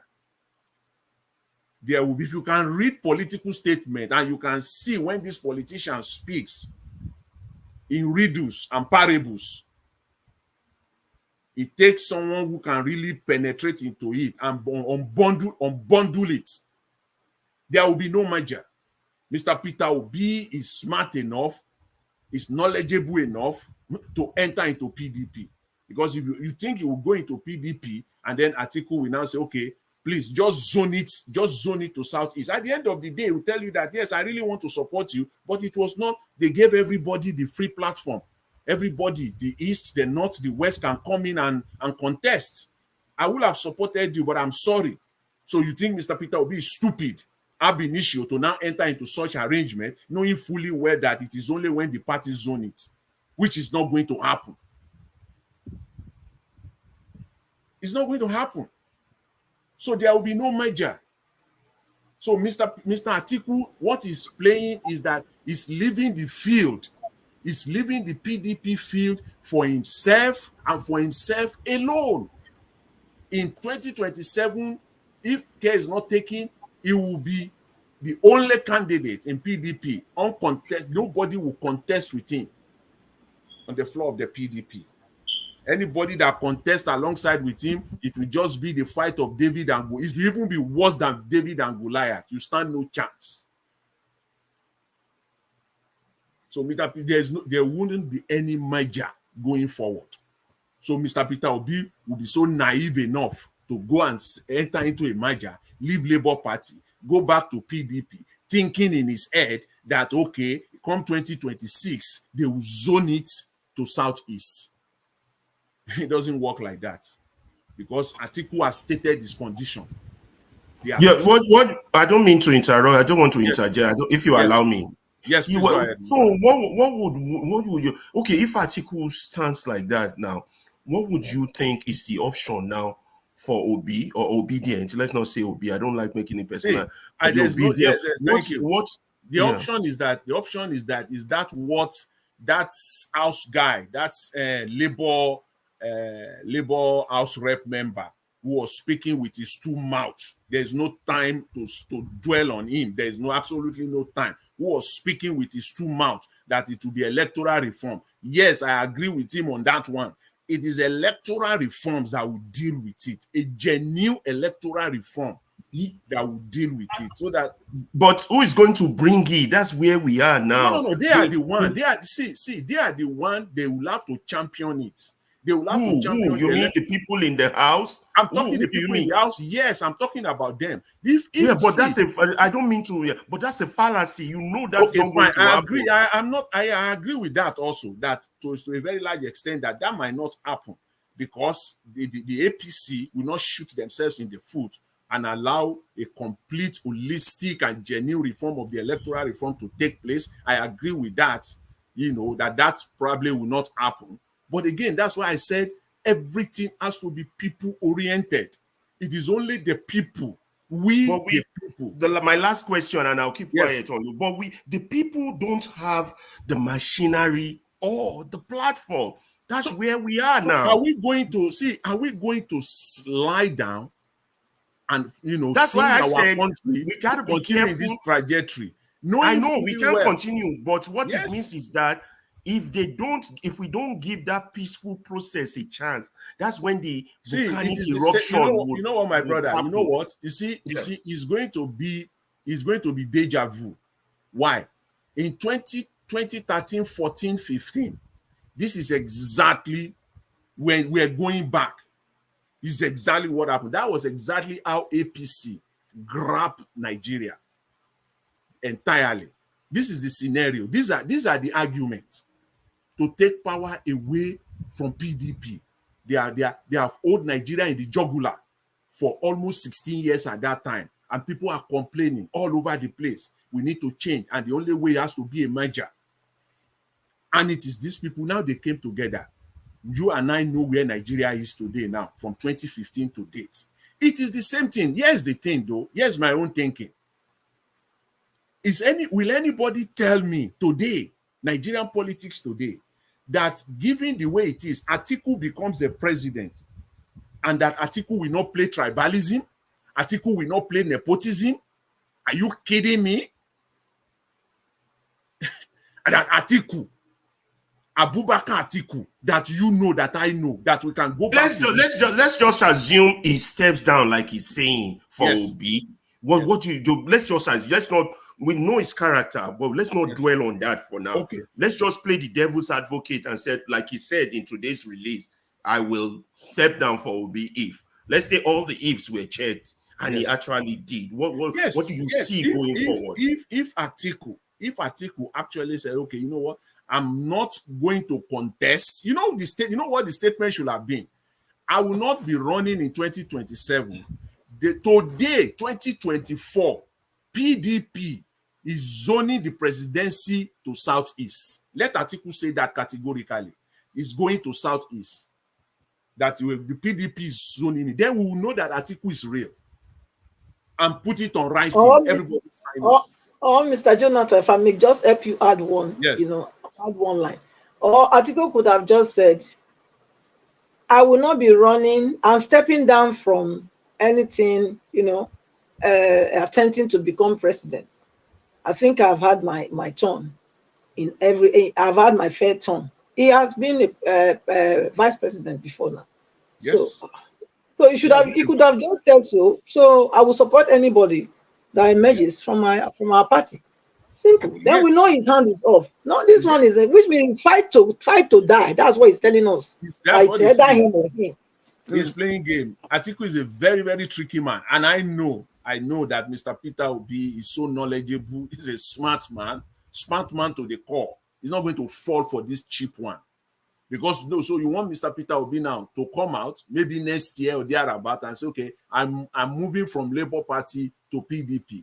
So he's going to hold on to Atiku's word. You can't hold on to Atiku's word for all it's worth. It's worth nothing. It's worth less than a piece of paper. Is it not the same party that they agreed that they will zone in this 2023 election?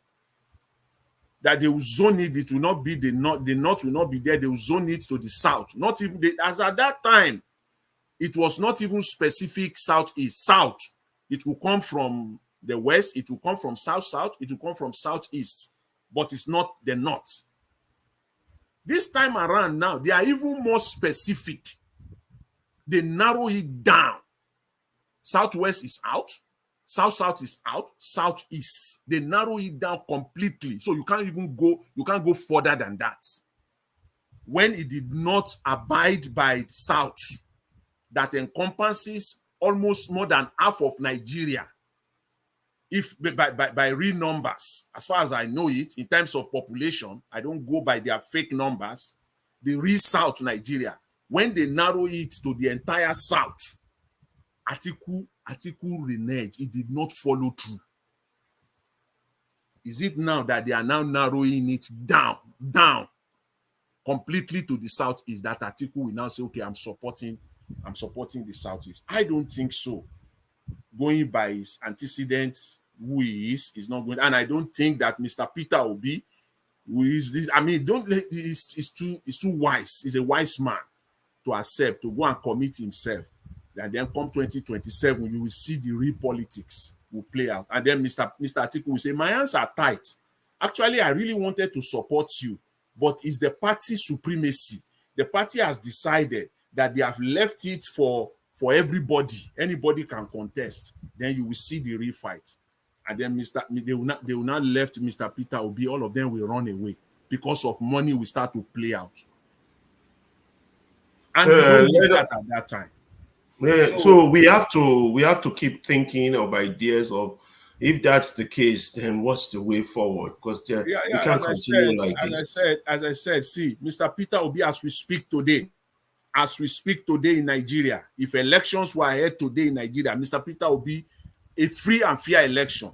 If I put that word if, yes, I have to be aware of that. If there is a free and fair election today in Nigeria, Mr. Peter Obi will win landslide election victory. You will, hands down, you will win. So because the election most likely will not be free and fair, so we have to focus on that thing, that particular thing. That is the issue. It is the election. So when that houseman, Agocha, I believe that, I don't know if I pronounce his name correctly. Sorry if I did it, but that Labour Party House member, when he was talking, yes, he came up with some real proposal, at least to start from there, and they can even go further. And a country that wants change, true change, I don't think that should be difficult for the House members, both the Senate and the House, and even the presidency. The president, the way it was swift, within 24 hours, that he signed the Cybersecurity Act that was placed on his desk. Within 24 hours. That's how he will also sign this. He should rather sign this Electoral Act if placed on his desk as well. Then we will know that he's a true Democrat and is not ready to stay on power. Like his power is not a do or die for him, because for him we know that it's not served a la carte. You have to grab it. You have to snatch it and run away with it. But if indeed he's a true Democrat, he will have no choice but to go along with that electoral changes, electoral reform. When we have that electoral reform in place, Nigeria comes out and votes. The statistics of 6.5 for Obi, 6.5 million for Atiku, it doesn't hold water at all. On a good day, that last election, Mr. Peter Obi had nothing less than 10 to 11 million votes. If the real votes were counted, everybody knows that in Nigeria. But it was changed because they manipulated the electoral system. And they were backed up by the judiciary. And they grab it, they snatch it, they grab it. But they are finding it difficult now to run away with it because we are seeing it now. You can grab it, you can snatch it. We are seeing nothing now. You can't run now. You cannot run. Where are you going? It's so saddening. It has just started in Nigeria. This shege, as some people call it, has just started. There is no light at the end of the tunnel. You can't see any. If anything, in fact, see, these guys don't have any. They don't know what to do. They don't know what to do. It's like they are throwing everything, every stick at the wall, looking for which one that will stick. Cybersecurity levy, it didn't work. They sat down again. Let's use the pension money. It's not going to work. They've seen the language on the wall that one also is not going to work. What are they going to do next? I believe that can you imagine these people can go ahead and increase the interest rate again in the next few days? They can do that because that's the only way they will go, because they did it in January. It worked for them. When they did it in January, it worked. They got some money.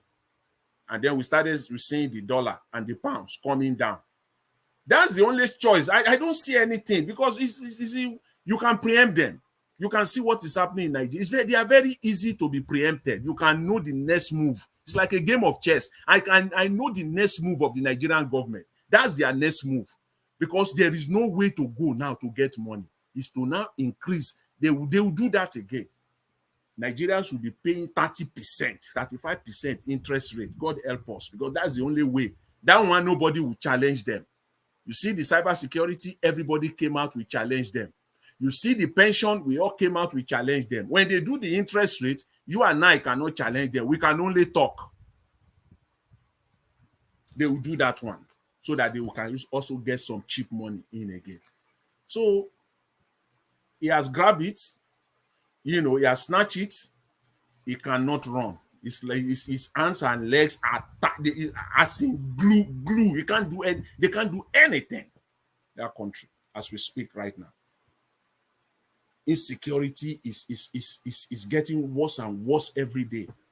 500 people kidnapped in one sweep, as if Banana Republic is even better than this one. I don't know what to call it. Isn't that a shame? And nothing from the federal government of the country after 500 people kidnapped. Nothing. Anyways, let me also leave it, please, and so that the other panelists can come in. I really appreciate the time and the opportunity. Thanks to all the panelists. I appreciate it. Thanks.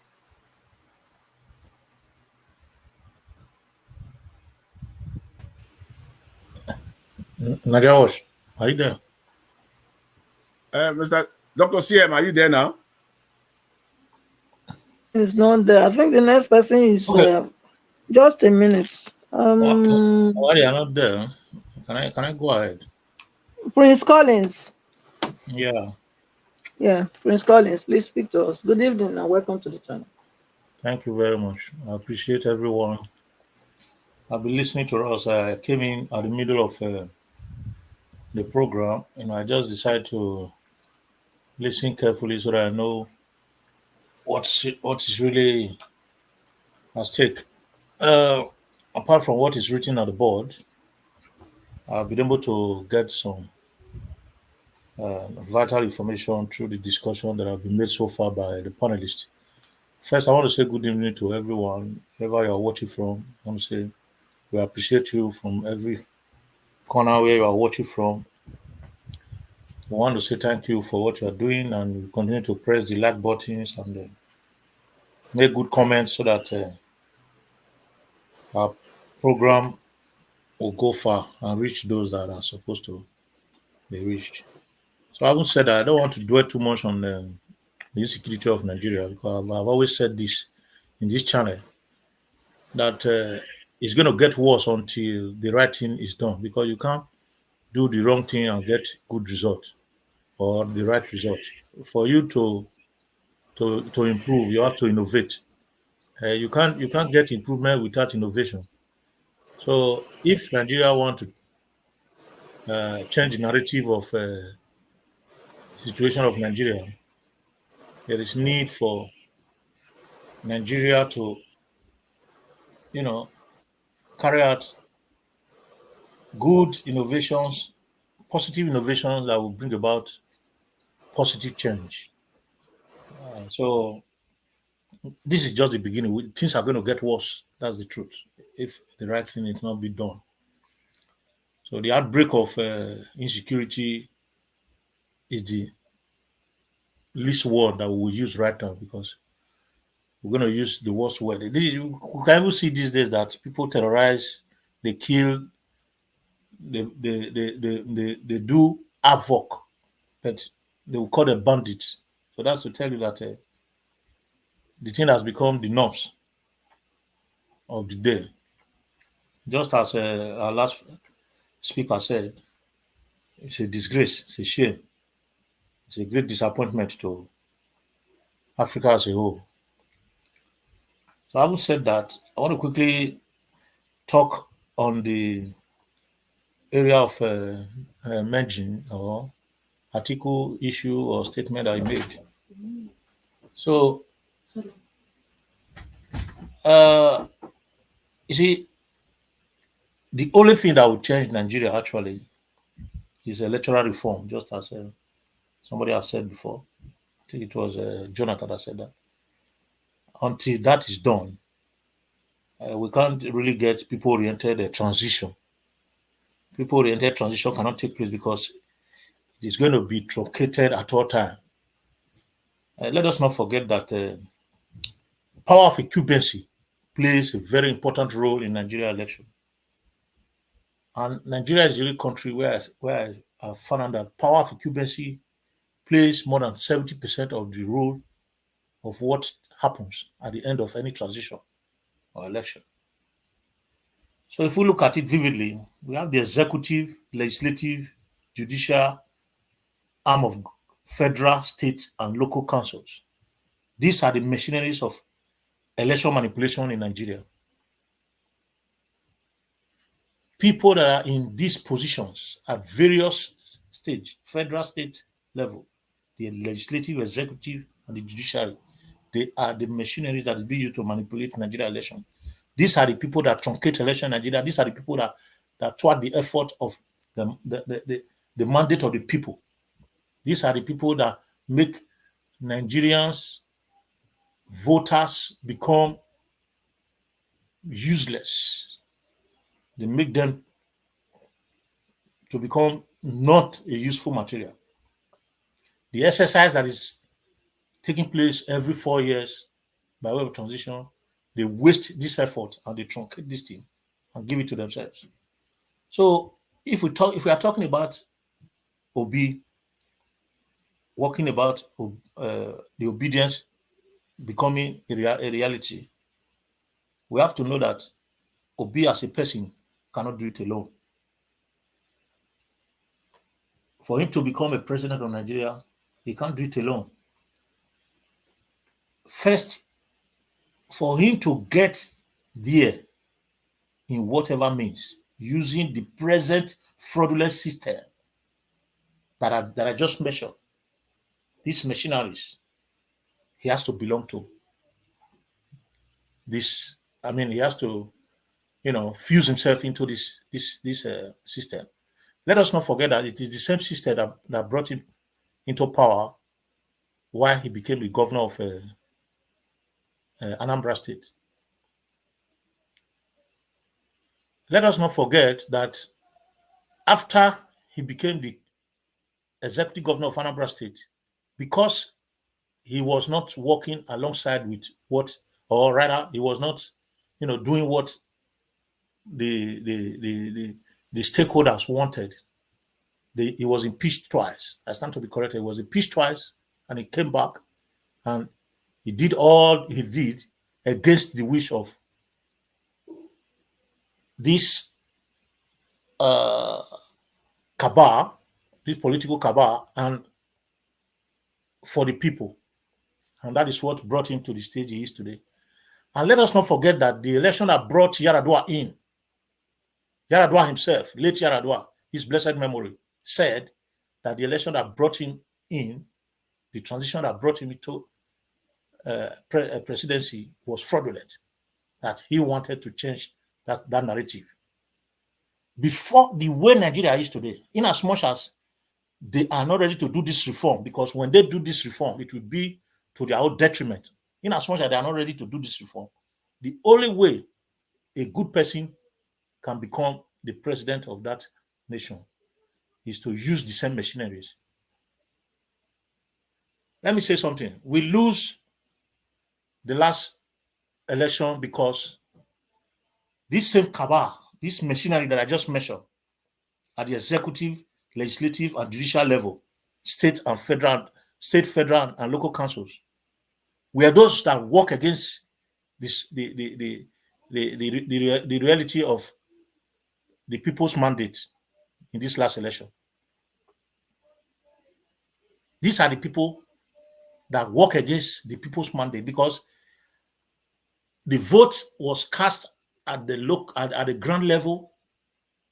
The masses did their best, but at this level, we didn't have this machinery to protect this vote till the last minute. That was why we lose. Because we didn't have this machinery, we could not fight to protect our votes to the last. Before we even know, while we were sleeping, they manipulated everything and gave the certificate of return to whoever they gave it to. That is the power of incumbency and cabal that I'm talking about. They are still there, and they will never allow this reform to take place because it will be to their own detriment. And once this reform is done, bam, the next election that comes in, whether at the state, federal, or local council, will be as clean as a white cloth, because reality is going to take place. So for me, I still believe that the only way is for Obi to work with whoever comes his way that is in the system of this, in this fraudulent electoral system, those that are participating in it. You need to come in with them in his wisdom. He knows how to play. He knows very well how to play the game. He's a professional in it. He knows what he's doing. We can't avoid him or make him avoid certain people because those people have no good records. Because if you look at Nigeria in totality, 70% of Nigerians have no good record, most especially those that are in political power. They don't have good records because their personal interests come first before the wish of the people. So he can't get there until he's in this system. They put him there, then he's going to do what he's going to do. So for him to merge with whoever that is coming, in as much as they will allow him represent or be the flag bearer of the party, the candidate of that party, I support that move. Because that is the only way he can get there. Because the people that will go and truncate, the people that will go and truncate the effort of the masses, the votes of the masses, where they go into the rain, sun to cast their vote, the people that will truncate it are these people at this various level. They are always there waiting to do the last thing. We were surprised to hear that the machine didn't work for them to transmit results. We all grumbled for a long time. We wept. I went into depression for this purpose. I can't say everything because I thought the electoral reform that was done before the 2023 election was a reality. And I was so confident that Nigeria is going to change. I was getting prepared. But they made us to understand that we are jokers. And I had to go back to my past thoughts about Nigeria because they made me to understand that whatever plan I'm making is a waste of time. So let us not forget that until this electoral reform is done, Nigeria cannot change. And for Nigeria to change, it has to be done as quick as possible. Or else, if we have to follow this same fraudulent transition program that they have there, if we have to follow this same INEC, Independent Electoral Commission that is not independent, we have to fall into that system where we cast the votes for them to protect that vote. Please round up. Kindly round up. Thank you. I'll stop there. Thank you very much. I appreciate everyone. Okay. Thank you so much. Thank you. Let me call on Mr. Odu. Madam Patricia, please. Yes? Yeah, can I just say just 10 seconds, please? Okay. Yeah, I just want to add to what Mr. Collins was saying. Is it the electoral reform that we're talking about? Even as it is right now, this electoral reform, as it is, that 2023, the one we used last year, is okay, it's fine. If we have, let me just put it straight, God-fearing people in Nigeria, it is okay. The only part of it that they use against us in 2023 and that they can just go ahead and change right now or amend right now is that from the polling unit when people vote, any polling unit that does not upload, that one is what? No election there. That they don't upload after the election there is no election there. In addition to what that House Speaker said, that then INEC will now have 14 days to send all the electoral the certified true copy of all the polling unit as uploaded, no difference, to the Supreme Court. Period. Okay. And that's thank that you. for me. Thank you, Madam. Okay, thank you so much. Please let us take the likes to 200. We have 189. So we 83. Please, we only lack 17 likes. So if you're just joining us, kindly press on the thumbs up to get it up to 200. Thank you so much. Let me call on Mr. Odua to speak to us. Good evening and welcome to the channel. Good evening, ma. Good evening, everyone.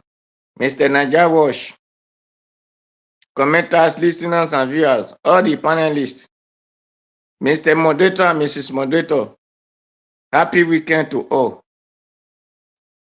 I just heard that Atiku want to support Obi if the PDP zone their distance to east of the Nigeria. Well, it's good thing, it's good idea. And maybe if the PDP bring Peter Obi out as a candidate, it's still good. It's not bad. And me, myself, I will even support Mr. Obi if my party zone it to the east. And if my party bring out Obi as their candidate also. And I believe another people party will also support when they give it to east. The truth is, everybody like good thing. The PDP were unaware that Peter Obi will get momentum if he leave their party. If they were aware, they would have not allowed him to go. Is it not? I heard that one of our sisters said that Peter Obi have the chance to become vice president under Atiku, and he still left the PDP. Before Obi left PDP, Atiku have decided who will become his vice, not or the party have decided will become their vice. It was not Peter Obi who will have been the vice, even though if Atiku will have been the one who won this thing of that party. So the truth is, let people bring out their view that Peter Obi is going back to PDP. Peter Obi did not say, I'm going back to PDP. Right from time, PDP started crying that they never knew that Peter Obi will have influence the way he have.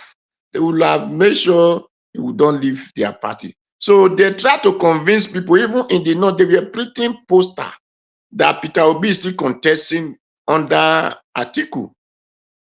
So everyone want to deceive who they can deceive and said Peter Obi is PDP. Peter Obi has left PDP, just like the way he left AGA. So maybe if he leave Labour Party tomorrow, maybe he's coming to my party. So let nobody say he's returning back to PDP or he's returning back to AGA or he's returning back to Peter Obi said, Peter Obi say, I am leaving this party. This is where I am going to. So everybody will like to attract what is good to themselves. So let all of them begin to say Peter Obi, Peter Obi, Peter Obi. When APC government did not do well, they are shouting Peter Obi. When APC government did not they are shouting Peter Obi. So everybody are shouting Peter Obi because it's the new moving train, as you people who talk English might call it. So that is what we are all seeing. So please, Mr. Najawash, don't tell us that Peter Obi is ready, is now negotiating for PDP that nobody will support him. And for those who said with the merger, let Peter Obi go back to PDP, it is you have your choice to choose. But Peter Obi did not say so. And we who understand visions that can interpret physical dreams, not the dream you have in sleep, know that Peter Obi have not said so, and he will not do this, he will not do likewise. So what make him to left PDP is still there. The foundation of PDP did not destroy, not to talk of they have rebuilt it in different materials. So we are facing for the better this thing. Anyway, I did not watch the video, but I heard that this security, that they kidnap. First, I said Nigeria is not a country. Right from time, I've been saying Nigeria is not a country. And that is why I praise Nnamdi Kanu call Nigeria a zoo. I say he give Nigeria a great name that people will be clapping for him and celebrating him. They started fighting that why must he call Nigeria a zoo. Nigeria is a wild forest where wild animals eat their prey. Nigeria is not. A zoo is a great place that everything work accordingly. Why I'm saying the people who are occupying any position, whether it's the judge, whether it's the teacher, whether it's the bus driver, whether it's the bank people, wherever position, the people who are the tops are not worthy to be leaders. Because if they are worthy to be leaders, their duty will have been performed the way it's supposed to be. The judiciary is the problem. No, it is not only the judiciary. Or as many who are positioned themselves as a leader. That is the problem we have. Or in Nigeria have good people who are in top positions as leaders. The country will not go anywhere. Not all these one who go to the seat of greediness, who feel that they were being oppressed, so they are not, it's not their turn to oppress others. Or who feel that the money they have, they are going to be eating it in their grave. Or the money we are going to acquire from this country, we will give it to, or we will be using it in our grave. Not those kind of people. When such people occupy position, the country will not go anywhere. The only people that will occupy position are the person who feel that if I have 2 houses, it's too much. Can I sleep in 2 rooms the same time? If I'm sleeping in 2 rooms at the same time, Are people not going to call me madman? So that is only the people who will make the country go the way it's supposed to be. It is Nigeria. I found that one person who call himself whether minister, whether leader, or in any position, if we have 5 cars, 10 cars, how many are you driving? Before you know, that car is no longer in the market. Then he will still buy another one. Is that not madness? So the people, let me not use so much words because I forgot that I'm a Nigerian man. Something like that, not the people when head not correct. One person go get how many motor. Where they go? One person go they build house. Then tomorrow they'll say hungry day. He build 50 house. Who will they build them for? For his children. Those children come, they'll come build another one. Who did they build them for? They'll say people they suffer. Why they not go suffer? When people they too much greedy. 30 seconds more. Thank you. No need. Let another person have their floor. Okay, thank you, Mr. Odua. Nigeria is a what? It's a white forest. Thank you. I agree with you on this time, on this case. So, you know me and you, we always get our own for this place. Yes, but anyway, Mr. Odua, it is well. I want to greet, let me say a shout out to Destiny Oyebo. Welcome to the broadcast. And also to Madam Ame Bright. Good evening to you, Madam. Great to see you.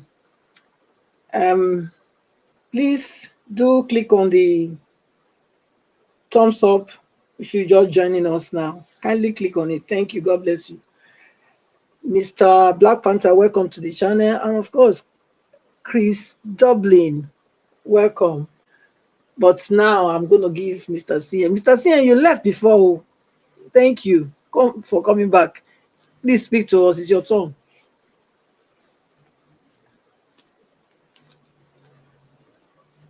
Mr. CN, Dr. CM, are you there? It doesn't seem he's there. Okay, so let me move to Mr. Chris Dublin. Please speak to us. Thank you.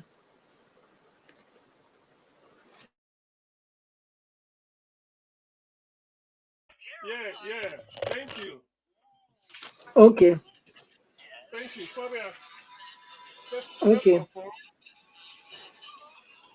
First and foremost, I must apologize to everybody. Actually, my system crashed, and then yeah, when it resolved it, when he resolved this stuff, I find myself at Black Panther's lodge. That is backstage. So yeah, British system they crash. No, they shame. You know they shame. British system they crash. Where is your backup? Where is your backup? A crash. We know they fight war here now, so we know they get back up. In America, they fight war, they get back up. So anyway, the thing is, I think so far, while I was at the backstage, because I've been there for long. Jonathan, thank you very much for all you said about Atiku. That is about, give or take, 85% of what I wanted to say. I don't know how you read my mind. First, my opening salvo is that you said it. Atiku cannot be trusted. He's a great tribalist in politics, and you said it. You said so. This was a man at the heat of 2023, because sometimes what he's promising P2B, or if you do this, do that. He's just trying to woo P2B. Say if you come back to PDP, that's what he's not interested. If the idea is Labour and P2B be in Labour, I be in PDP, let's form an alliance. He doesn't want it. He just feel like he want to woo P2B indirectly. Say, Peter, come to PDP. If the zone and you take, all those ones are just like the promise anybody can make anyhow. So to that extent, Atiku cannot be trusted. Here is a man that last year at Arewa House, what they call Arewa House in Kaduna, he assembled the cream de la cream of northern political stakeholders and leaders of thoughts. He said The North won't vote for Igbo candidate. The North don't want Yoruba candidate. He said this thing. People can correct me if they feel I'm not making it up. Such a leader, and you've been a vice president of a country for 8 years. How dare you? Why should you say that? And he said it openly. At the time, Peter B was saying, "Don't vote for me because I what you still I'm Igbo, I'm Christian. Igbos don't buy bread cheaper than Fulani or Yoruba or Hausa.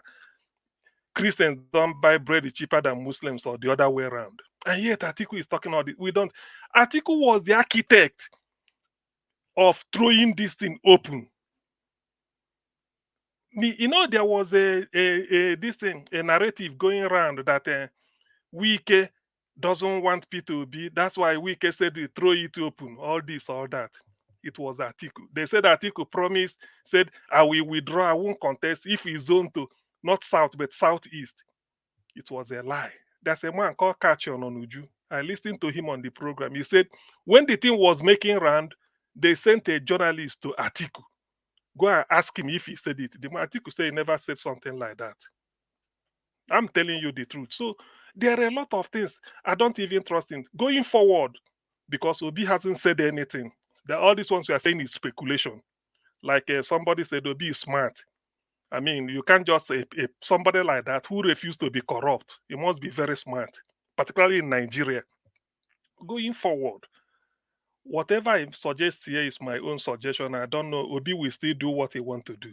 To me, when the auditing auditors that are auditing a labor account presents their what they want to present, then they will now use it. Obi should that is when Obi will put his foot down in Labour Party and then insist, and with Dave, with what is the governor of Abia State, and with what he's doing, they have to flush out so many bad eggs. Obi should be in Labour. Obi should not go back to PDP. I don't even want it. Because sometimes the thinking in PDP is that if Obi had been there, you want to use somebody as a good way, what is it called? How do they say it? Feel good factor. Obi should not go back at all. I've said it. If you want to form a new party, good. But to go back to PDP for what? As if because you can't win the president. He won it with Labour. So if 2027 should come to a reality, Jonathan also said it, and they have said it before. The only electoral reform I will subscribe to, I don't care who is the INEC chairman. People might be surprised I'm saying this. The thing is, at every polling unit, if after voting, whether if it lasted for 10 hours or 10 minutes or whatever, the party agents tallies the result, say these ones are voided, these ones are good, and then they tabulate it, and then party according to party, and they all agree and sign the form. If that result cannot be uploaded live there in real time, it is as good as all those efforts is wasted. We don't want to hear anything from that polling unit. Why it should be uploaded is the moment it's uploaded, your friend in Norway, Denmark, anywhere you are, America, Brazil, Australia, you can go to INEC server and then you see it there. All that it takes is that for INEC to now say, okay, we open the starter, even you can tabulate it. You know the one from your village. You know, after all, the INEC officials ad hoc they use our brothers and sisters. You either know somebody who is an NYA, a youth corps that they used, or people they train. It's not all the thing that on the day is ad hoc staff they use. So and everybody there is waiting with his Android phone. They've all voted and they know the result. You just upload it. When you upload it there, that's all. It's as so you don't need to tell us again, you are going to collation center. Yes, you are going there just to look at it. You open the state, Benue State. You open maybe Makurdi local government. So you start copying it. That's what they need to do. If for any reason, because they will say glitch, if there is a glitch, no result. Before they used to snatch ballot box. If you snatch ballot box, you change it with the one they've stuffed. Remember, 2003, 2007, they stuffed you know, do we talk of that one anymore? Because the moment you snatch ballot box with your thugs, you just shoot in the air, bah, bah, bah, people will disappear. Then you snatch ballot box. The moment you do that, it will be announced that polling unit result is cancelled. So no result. Do you see it? That's why people are no longer snatching. Have you heard of snatching ballot box anymore? Before then, beavers. So if we cannot, that 24 hours or that day we are going to do the election, we cannot upload it in real time. All of them cannot fail at the same time. The one that failed, no election took place. Everything there is zero. Well, even if you go and present the form, say no, we don't need it. We want to do something electronically from there because everybody now transfers. Even if in the remote part of the north, there's no banking system. The remote part of the southeast or southwest, there's no bank. People use their Android phone to do what is it called, bank transfer, isn't it? They do it. So why can't it be uploaded? Is it not technology? So that is the only electoral. I don't care who is INEC chairman. If we insist on this, INEC chairman is immaterial. As long as you allow the vote, you allow people to go and vote that day, the result is from your polling unit. That is where is determined. We know who win and who didn't win. It's a question of every people. If you like, you go there and open up and see. If you want to know the match, the result of the football match is played in the Premiership this year, maybe in January 15 or any Saturday in January or February. You go to what is it called, the FA website.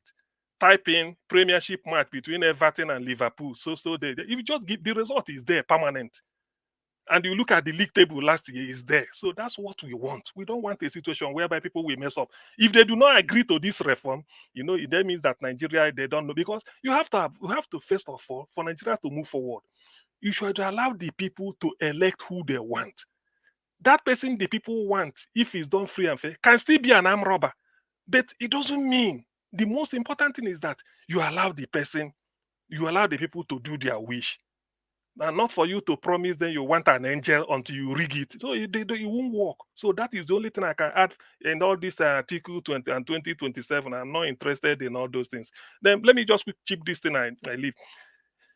Fubara and Wike. Everybody is talking about who this is. I'm not interested.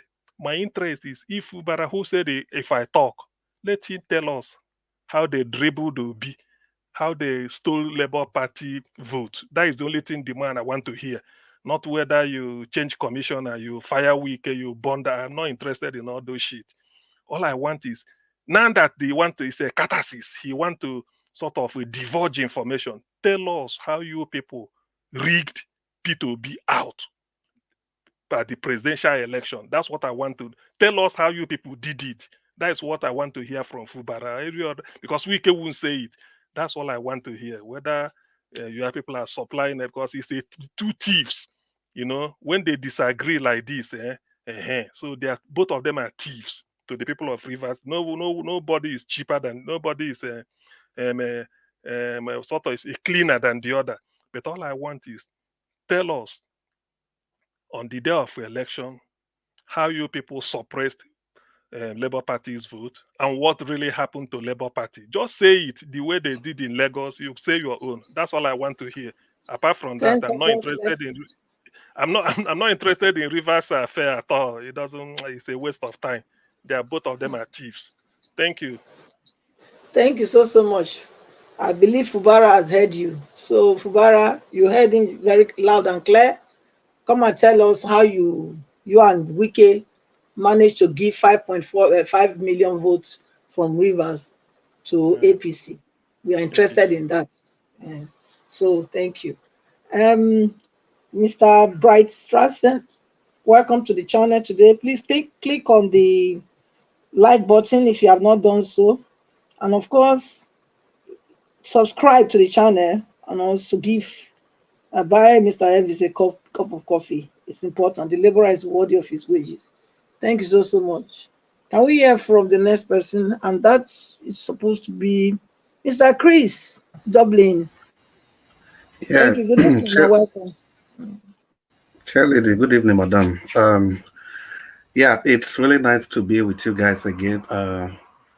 I consider this a privilege to be able to talk to Nigerians concerning the issues that borders our hearts. Before I start, I want to thank Mr. Nanjaroj for the opportunity, for the platform that he has given us to be able to air our views. And Madam Patricia, thank you for hosting this panel today. Everybody on the comment section, Mommy Diaspora, and all the wonderful people there, I greet you. And everybody listening to us from all over the world. Special greetings to you all. It's nice to share the same cyberspace with you guys. And Mr. Ferrari, I welcome you back after a long time. It's nice to have you. Yeah, well, for Thank me, you. I'll just try and make this as short as possible. I think the drift, I'll just follow along the drift that most people have also followed on this particular discourse. But for me, I want to particularly stick to what the topic says, whether if it's okay for Atiku, for Peter Obi to work with Atiku or not. And like Mr. Ferreira said, let's assume all the ifs are satisfied. Let's assume Atiku is going to be a good boy, but we know that is quite impracticable considering his antecedents.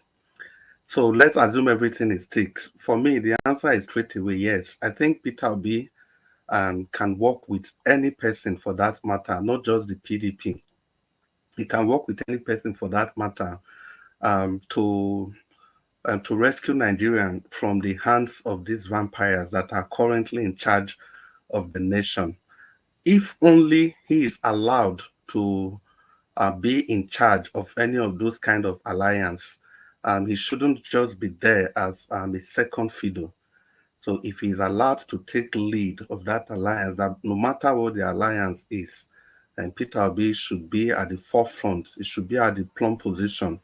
So if that condition is met, I think every other thing is fine by me.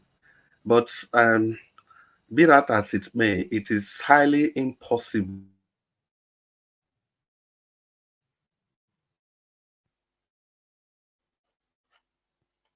for Atiku to be able to work with Chris? Oh, is it me? Hello, Chris. Uh, can anybody hear me? Chris? Yes, we can hear you, Mr. Chris. It looks like we can hear you. Okay, yeah. It's good. Chris, it's like they've attacked you. You're attacking Have they Atiku. attacked you?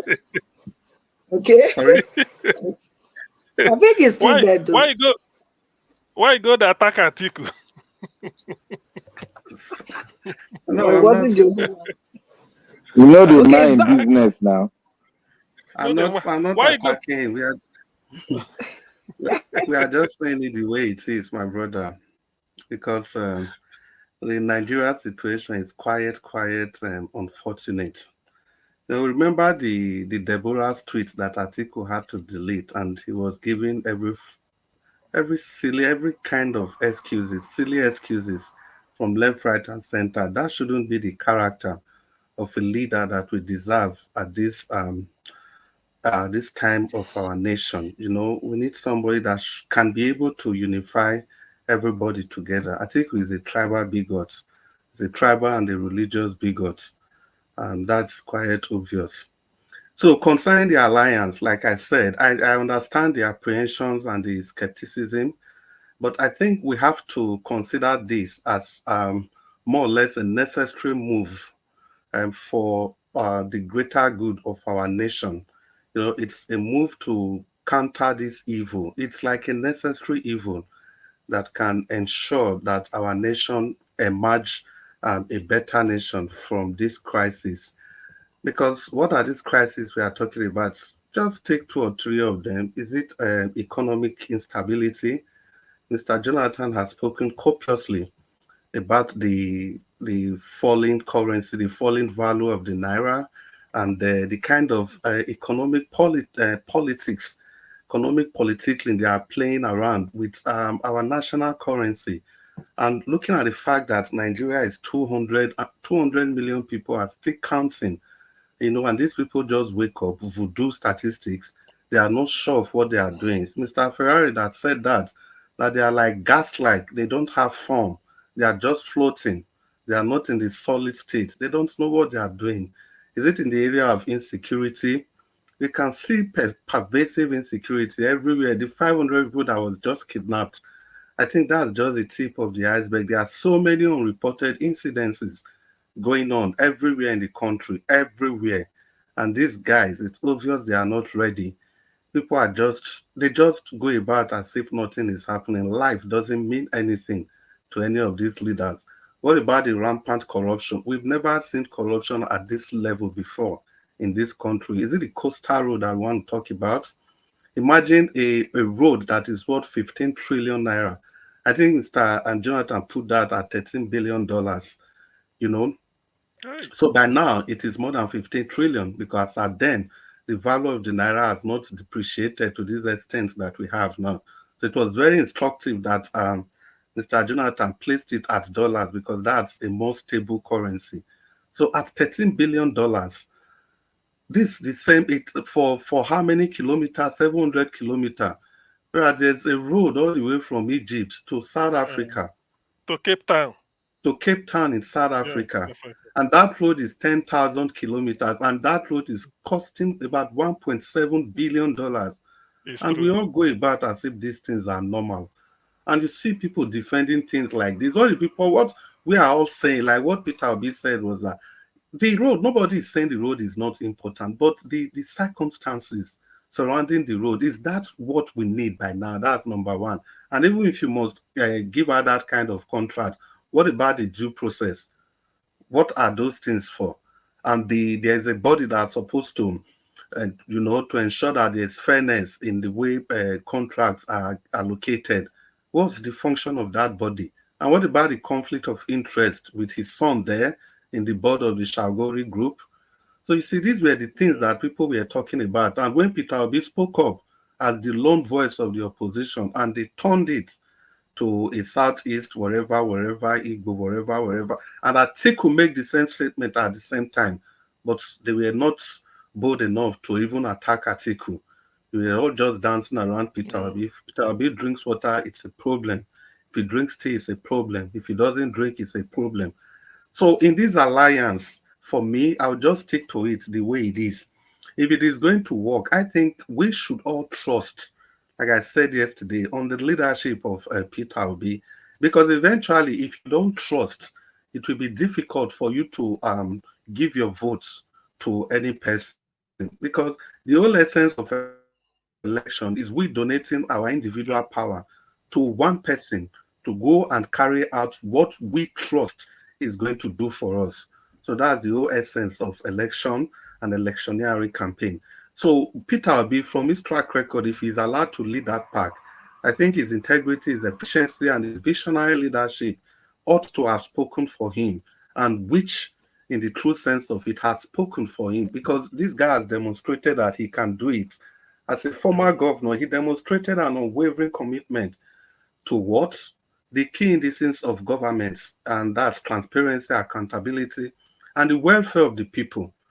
You know, his tenure was marked by significant improvements in every facet of development. Is it education, healthcare? Is it standard setting for good governance? Until today, the infrastructure laid in education is still yielding fruit in Anambra State. Look at what children from that state, what they are still doing across the continent of Africa and everywhere in the world. The foundation it laid is still functioning well, still producing all-rounded young people, preparing them for the next level of education. And moreover, his leadership style is precisely what Nigeria needs at this critical juncture. So him aligned with any person in order to take power should be something that all of us should support in any way we can. But we know the way it is. Atiku, the PDP, it's going to be very difficult. They are going to mess him up because any attempt, if he goes to the PDP, what they are going to do is simple. If he gets to that time, they are not going to give him the ticket. And at that time, he cannot go back any longer because if he goes again, who is going to take him serious? That was the submission of Madam Patricia here, was saying that you move left, right every time. So it's going to take you serious. And moreover, Atiku that is putting a big precondition, which is if. You see, if is a very big precondition. Now let's look at Atiku as a person. We know Atiku has a big influence in the PDP. He controls the like of Saraki, Sule Lamidu, and all the other foot soldiers. So why is Atiku not coming out to tell us that he is going to ensure that the ticket is zoned to the southeast? He will do everything possible. But he's also putting a precondition as if his hands are tied, as if he's incapacitated in the functioning of the PDP. Is it not clear that the current leadership of the PDP, in 2 years, their tenure will be expiring? That the wicked boys, they will all be going. And Atiku will have the opportunity of fostering the leadership of the PDP. And they will just play Atiku, Peter Obi, they will play him along. And if he gets to a critical juncture where he can no longer go back, they tell him that unfortunately we cannot zone this to the southeast. And by then, Peter Obi's political career would have been thrown to the wings. So I think in moving forward, we ought to recognize that politics often involves difficult choices and strategic alliances. And this is just one of that difficult choices that needs to be made in order to move forward. You know, it's not just only about Peter Obi joining forces with these guys, not really because of the votes, people's vote per se, but because of that infrastructure. That is the fear that these political bigwigs will bring to the table. And Mr. Jonathan clearly said, if we are saying that Peter Obi didn't have enough votes, then it means we are validating the votes that INEC allocated to Peter Obi, which shouldn't be. What we should be talking about is how we can protect the votes that he already gathered before. And I think, Ms. Prince Collins also alluded much to that fact, that he was shocked when almost went into depression that these votes could not be protected. So the idea is not really about joining these forces together to get more votes, but the idea should be the protection of votes. Because if those votes had counted, the votes they stole, I think Peter Obi's vote would have been more than 8 million. And Mr. Dr. CM, if you were here 4 days ago, I think I alluded to that fact also, that people that are clapping for Fubara, okay, I don't really see any reasons between Fubara and Peter and what's his name again? Wike, because they are all the same. They are both as they are both as thick as thieves. You can't be telling us that you want to probe Wike for the funds, whatever. What about the election that brought you to power? You start from there. Exactly. You cannot come with holier than thou. In short, the first thing you even have to do, if it's really corruption free, is that it should resign from that position. So please, in the next section, I'll just continue and wrap this up. Well, thank you all for giving me the opportunity to contribute, and thank you all for listening. Thank you so much. Thank you. I'm wondering where the bell is. I had to use my mouth. Yes, okay. Thank you so much. Mr. Black Panther, please come through for us. You know, gay. How are you doing, Mama? I'm great, so thank you. Talk to us. I want to thank Mr. Ninja Watch, especially for giving us this privilege. I want to thank him for doing a great service to his motherland. I want to thank our mother in general. I want to thank you, Mama in diaspora. May God bless you. And I want to, especially thank everybody, all the patriots here. I don't call you by name, but I call you guys patriots. Because it always takes the heart that loves a nation that will come here passionately, without no withering, to stand. Whether they won the election or whether they cheated us, but still stand on that trajectory that yes, we can do it. And that is the audacity of hope. I want to thank every one of you here because I see you all as patrons. And at the tail end, we might lose some, but let the rest of us keep the flame, burning. I want to say here tonight that I'll keep on asking that question. Because I believe in asking that question, as philosophers say, when you ask that question, when you ask a question, it is left for the person to go and meditate and decide on it. And I had to ask this question: is Nigeria a nation? And that question goes to every man that is seated right here, out there, wherever you are in all the nations of the earth. Is Nigeria a nation? I want you to go and do that research, because you take it to so many nations and what brings about a nation and what gives them the power to say, yes, as a nation, we can be great. Now, I said one thing here and I will keep on repeating it. It maybe some of us, because some of us have not participated physically, being a member of a political party. I have been. I have done it for 10 years while I was still in Nigeria, while I was still in high school, from my school days, SUG to NAS, then to a political party out there. The reason why I did that was because the question was asked: why are you out there playing the role of I see it, I see it? Go in there and play the role of I want to do it. That was what led me into it. And when I saw the congregation of thieves, congregation of those that doesn't love the nation, I see myself all the time speaking something, contrary to what all of them are speaking. And I opt out. I want to tell you all here now that the Nigerian politicians, I will repeat it, they will never change. The reason is that when you dive into a pool of water, when you come outside, you'll be wet. But when you see that pool of water is so cool, and when you come outside the sun, you will still go into that pool of water and still enjoying the coolness of the pool of water. We have a pool of corruption. When you go into the pool of corruption, for you to come out and say you will never be corrupt again, it is going to be God's divine power. And these people are swimming in it, they are dying in it, they don't give a damn about anybody going down. They don't give it, they no longer love their nation. Because when you are stealing money, you don't love anybody, even your family, you don't love him. All your focus is the money. So I want to say here that Peter Obi will disappoint many of you that are still thinking that way. But I say one thing. At the beginning of the election, when we had it, I said, there is nothing bad in merging. But it has to be if you and I have the same ideal, focusing, we might come from different angles, but we want one particular thing is keeping us together, that we want to see this nation rise to the morning stars so that the world can see it. If that is the case, then there will be no transaction. But the case of Atiku and Obi, there must be and there will be transaction. If Obi comes here to tell me that there's no transaction, he lies.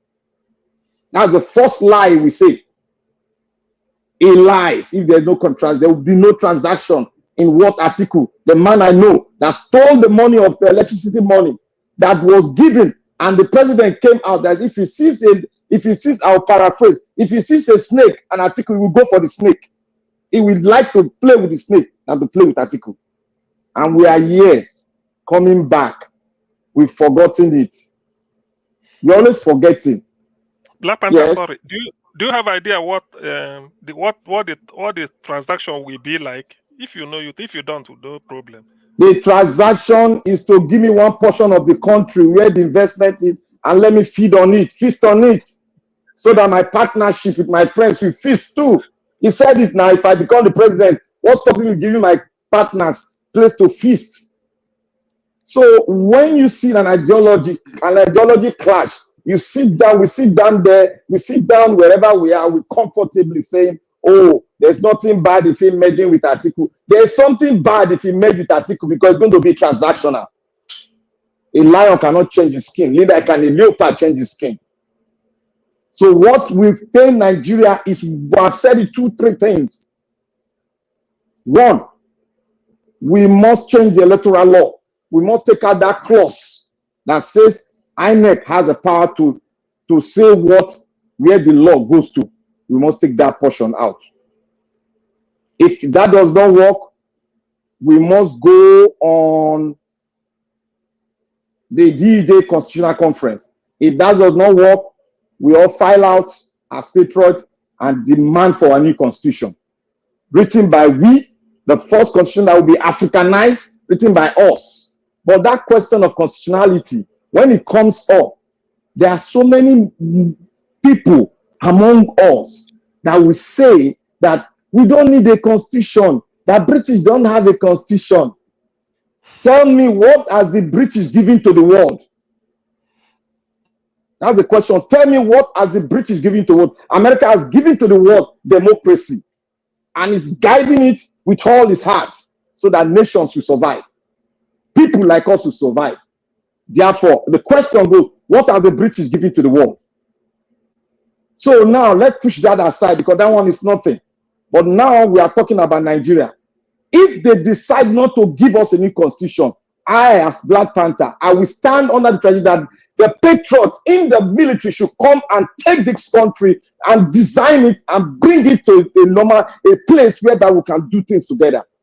That is it, because we all are asking questions. How are we going to go? People are rejecting. How are we going to do it? The last straw that will be is for us to invite the military to come in. That is the last straw. The last straw, because we don't want any blood to split. Because they are to protect the integrity, to protect the borders, and to make sure that the country does not go down. That is the last straw. And if anybody comes out to say, oh, Black Panther, why are you something like this? No. Let's put that aside. We cannot be talking for long. We are eating the money. Until the money go down, then we start shouting. No, we don't want it to lead to where we take up arms and bring ourselves down. There is a constitutional body that will not want to see the country down. They can come up, rise up as patriots. The patriotic ones among them rise up, take the country, put it together, and ban all these so-called politicians. They've done it. We've done it before. They've done it before, and they can do it again. So yes, sir. I'm not surprised. I'm not going to be surprised if that will be happening very soon. I don't know when it will happen, but let's continue to dialogue. But that is the last straw. So any of us that comes here to say, how can we go about it? That is the last straw. If they can't give us our constitution, if they can't change the constitutional, give us the constitutional conference, if they can't give us a new electoral law that will curb corruption, that will curb ballot boxing, and put a death penalty on ballot boxing, then we have no option but to call the military boys who are patriots to come out and take their country and put it the right course, because that is their right. Okay, Black Panther. Yes, sir. Because we said something about Obi and Obi, Atiku, whatever. I just want to throw this in. We've already had it before. We know it. You know, if you are looking for a job, the person who wants to employ you will like to know if you've been doing a job. Say, let me get a reference letter from your last employer. Do you understand that? Now, the reference letter from Atiku in his last job was the one given by Obasanjo in his book. Obasanjo said, if I support Atiku with all the things I know about him, God will punish him. That is just it. Look, let me tell everybody here. We all remember this. Okay, yeah. Continue. Let me tell everybody here. Despite the bad thing that he might have done, trying to make that thing stop and do some kind of amalgamation with the law, blah, blah, blah, to get power. That is his own personal thing. But when Baba came in, OBJ came in, OBJ had a good intention. He had a good intention. OBJ is the best president we have ever had. He had a good intention, and he asked one fundamental question: where is that constitution? And the whole Arewa rallied round and gave us a constitution written by an Arewa surrogate. And we are consuming it. That is why I said the driver of this vampire ship that they have created is by the Arewa. And before you ask me question about the Arewa, please go and be well abreast with your history, please, because you don't ask questions that will make somebody start going haywire. You go and be well abreast with your history, because Nigeria, before you go back, you have to go and study your history and make yourself available, well. So I will stand this trajectory If Peter Obi comes here and say there's an amalgamation that they are coming together, if he does not tell us the because there must be a transactional politics in here, because both of them don't have the same ideology. If that be the case, let me land this. You ask. If that be the case, nobody will vote in. Nobody should vote in, because Nigeria cannot go on transactional politicking. But Peter Obi said it one time that he's ready to whether alliance or cooperate, but let it not be transactional. I think we had that is what I'm saying. If he comes out here and tell me, if he comes out here and tell us that there is no transactional politicking with him and Atiku, that's a lie, and nobody should vote for. I will campaign against him. That's a lie, because that man does not love Nigeria. Thank you, everybody. Okay. Madam, over to you. Thank you, Mr. Blankpata. Thank you for your submission. I want to add that I think Mr. Obi said he's not desperate to become Nigerian's president. So if this is what is, if this happened, that is going to merge, which means all those talking were just boo-boo, you know. So let's wait and see what he's going to do. Okay, let me call on Mr. Ferrara again. Please give us your. We're going to take the last round of 5 minutes each. Is that Madam Patricia, please hold on, Mr. Ferrara. Yeah. Meanwhile, before I will respond to Madam Patricia, I would like to appreciate her first for taking over the platform. God bless you, man. I appreciate you always for all you do. You said Mr. Peter Obi said he's not desperate to become a president. He said he's desperate to see Nigeria work. Anybody that is desperate to see Nigeria work can do anything to see it work. So we should also see it from the other way as well. So if he's moving from one place to another, it might not be that he's desperate to be a president, but to see the country works. The way we are going right now is not working. We've given chance to all of this satanic set of people. They are not making it to work, so it's crazy. But meanwhile, before Mr. Ferrara will go ahead, we have Prince Ojagun Olabo on the backstage. You've been there for the past 30 minutes, if I'm not mistaken. Please turn on your camera. I want to know who is that, who is there. Because you are writing on the private chat, on the comment section that you want to contribute. We want to, because it's your first time on the panel, we need to see who is behind that name. If you are listening to me, please do that straight away. Turn on your camera. Let me look at you quickly. Okay, that means. Okay, we can see you now. We can see you now. You can turn it off, sir. You can turn it off if you want. Okay, thank you very much for joining us. Please tell us where you are joining us from, sir. Okay, I'm in the United Kingdom. All right, I can see you've been on the backstage. The reason why Madam Patricia did not let you in, or I didn't let you in, because your name is new and we needed to be sure, you know, who is behind that name. Please, I would like you to give your submission first before we come to Mr. Ferrara. Go ahead, sir. Okay, thank you for this opportunity. I've been on this program since the beginning. I just turned on YouTube and I saw the program and I saw the topic. Is it the first time you're coming across this? Is my first time. This is my first time. Both on YouTube. God, yeah. Oh my God, we need to clap for you here. We need to clap for you.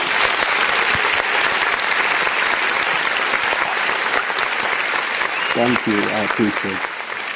Thank you. We are pleased to have you on the show. I guess you're already aware what we are doing here. We are talking about the things that's affecting us in Nigeria. You know, we are telling our government to do the right thing. So I don't know what you are supporting. If you are here to speak, you know, to protect the government, or if you are here to speak for the people. Why are you see me being patient on the program? I've been following you up since the beginning of the program. It's because of the conversation. Since I looked at it, is for the interest of the people. So exactly. I decided to stay. Thank you, sir. I've just left everything. I was listening to everyone. So it becomes so interesting. So that was why I decided to stay. How do you think Nigeria can be better in our time? In your time, my time, our time?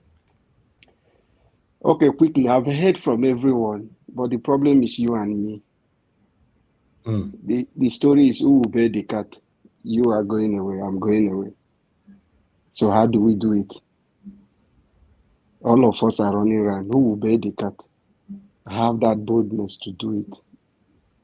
Is the problem we are having in Nigeria. The politicians are few people. How many percent are they? Put them together. But they've been able to manipulate you and me. You become the tools to them, which they have succeeded in carrying out every activity they are doing in Nigeria. If you don't give it to them, they won't have this opportunity doing these things they are doing. That is the whole truth. So I am calling every one of us out. I've heard our conversation. So I'm calling everyone out. Let us come out and put this thing, hold that cat. If you see the comment I made, I said 27. I'm not saying, no, we're talking about 2027. I am not seeing any election. I'm giving you one example and I stand to be corrected. I wasn't in power. I was able to find my way into power by all means. Hold Nigeria to a stand. Now I'm in charge.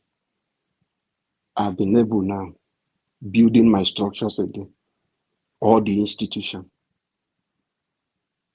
I'm in charge now. So I wasn't in power. Even the forces in power were all the odds were against me. Yet I find my way into the number one seat. So what do you think 2027? That is the area I'm coming from, you and me. Who is the people carrying out these activities? Who are the coppers? It's the same future we're talking about. Who are they? Who are the PAs to the politicians? Who are the secretaries? It's still youth like us, it's still people like us who are carrying out these activities, who are writing all those scripts for them. Today, you can see them picking people like Duru to me. They are in the social media now creating a lot of things. You will see something will come up when there is a hike in electricity. Another information will come out on social media. The youth, everyone will be arguing. That one will be carried away. So they are working secretly. You and I don't understand what is happening. They are building structures around. And we allow them keep doing this thing. The structure is growing. They weaponize the poverty. And we'll keep speaking. We are not working out to say we want to build the cat. Everyone is running. If we continue outside like this, speaking, not making this movement a bold step for us to take back our country. It didn't take anything. It's few people that liberate Egypt. It's few people that took this movement. It won't take anything. If you like talk today, they don't even listen to you. You can hear the president said he doesn't listen to social media.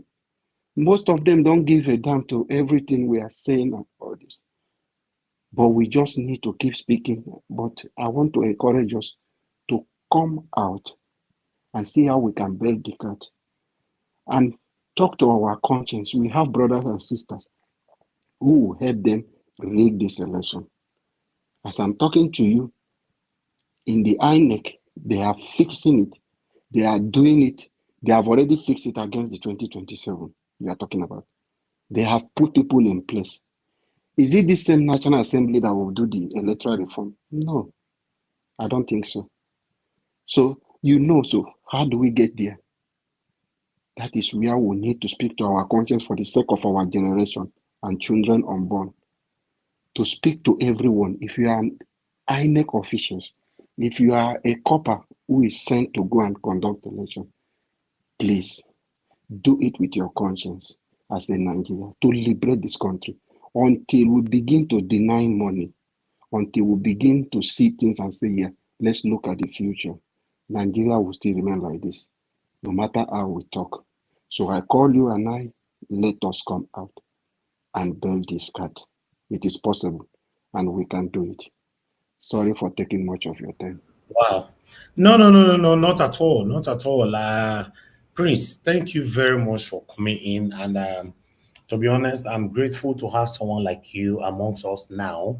So we look forward to hearing more of your voice. We are here every day, 6 p.m. Nigeria time.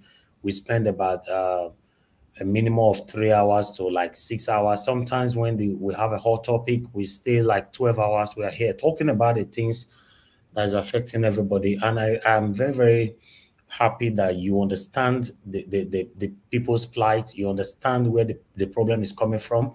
And the message that you send to the people as well, I'm glad to hear that from you. Thank you very much. Like I said before, we are looking forward to having you again on the panel. Anytime you want to join us, look forward to 6 p.m. Nigerian time and come here, speak truth to power. The platform is only known for truth, nothing else but truth. Everything we talk about here is verified informations. Anything you're not sure about, just use the word allegedly. We don't pass false information. We call out our government to do the right thing. As you and I know, now since 1960 to date, the same people have been ruling us. They are only been recycling themselves, impoverishing us deeper and deeper and deeper. So thank you once again. God bless you, sir. We'll come back to you for your final submission. We normally have minutes that we give to people here. First submission is 8 minutes. Final submission, most cases, is 4 minutes. So I think we are already doing that now. So you are also going to have your final submission shortly. Thank you. All right. Thank you so much. Thank you, sir. Mr. Ferrara, you were about to give your final submission, I guess. So go ahead, sir. Yeah. 4 minutes. Thank you, sir. Yeah, thank you all very much, and welcome, Mr. Isi Ujagun Alaba. He seems to have the same name with me. Alabo. Alabo, okay. It's Alabo, a typical Ijoman in Rivers State. Ijoman name, okay, yeah. Thank you very much. You made a very wise submission. Please, I will use my last final submission to take us a little bit back into small history. This turn-by-turn system of rotation is not working. Nigeria cannot continue like this, but the question is, who will bail the cat? Blaming one another in terms of tribe and religion would not make us to be able to focus on ourselves and see ourselves and our brothers as the problem or part of the problem. Again, I take a small swipe at Mr. Black Panther on that Fulani, our problem position. According to Aisha Yusuf, if we are hoping or depending on activists, we don't need activists.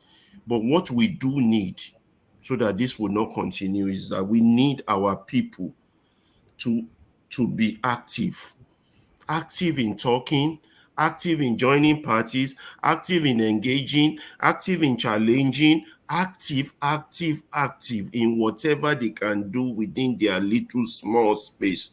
That's why I continue to thank Mr. Elvis, all the other big people who are helping, Rudolph, Ayegun, Dele, and all the good people talking. They are doing their God-sent mission, and we have to join them.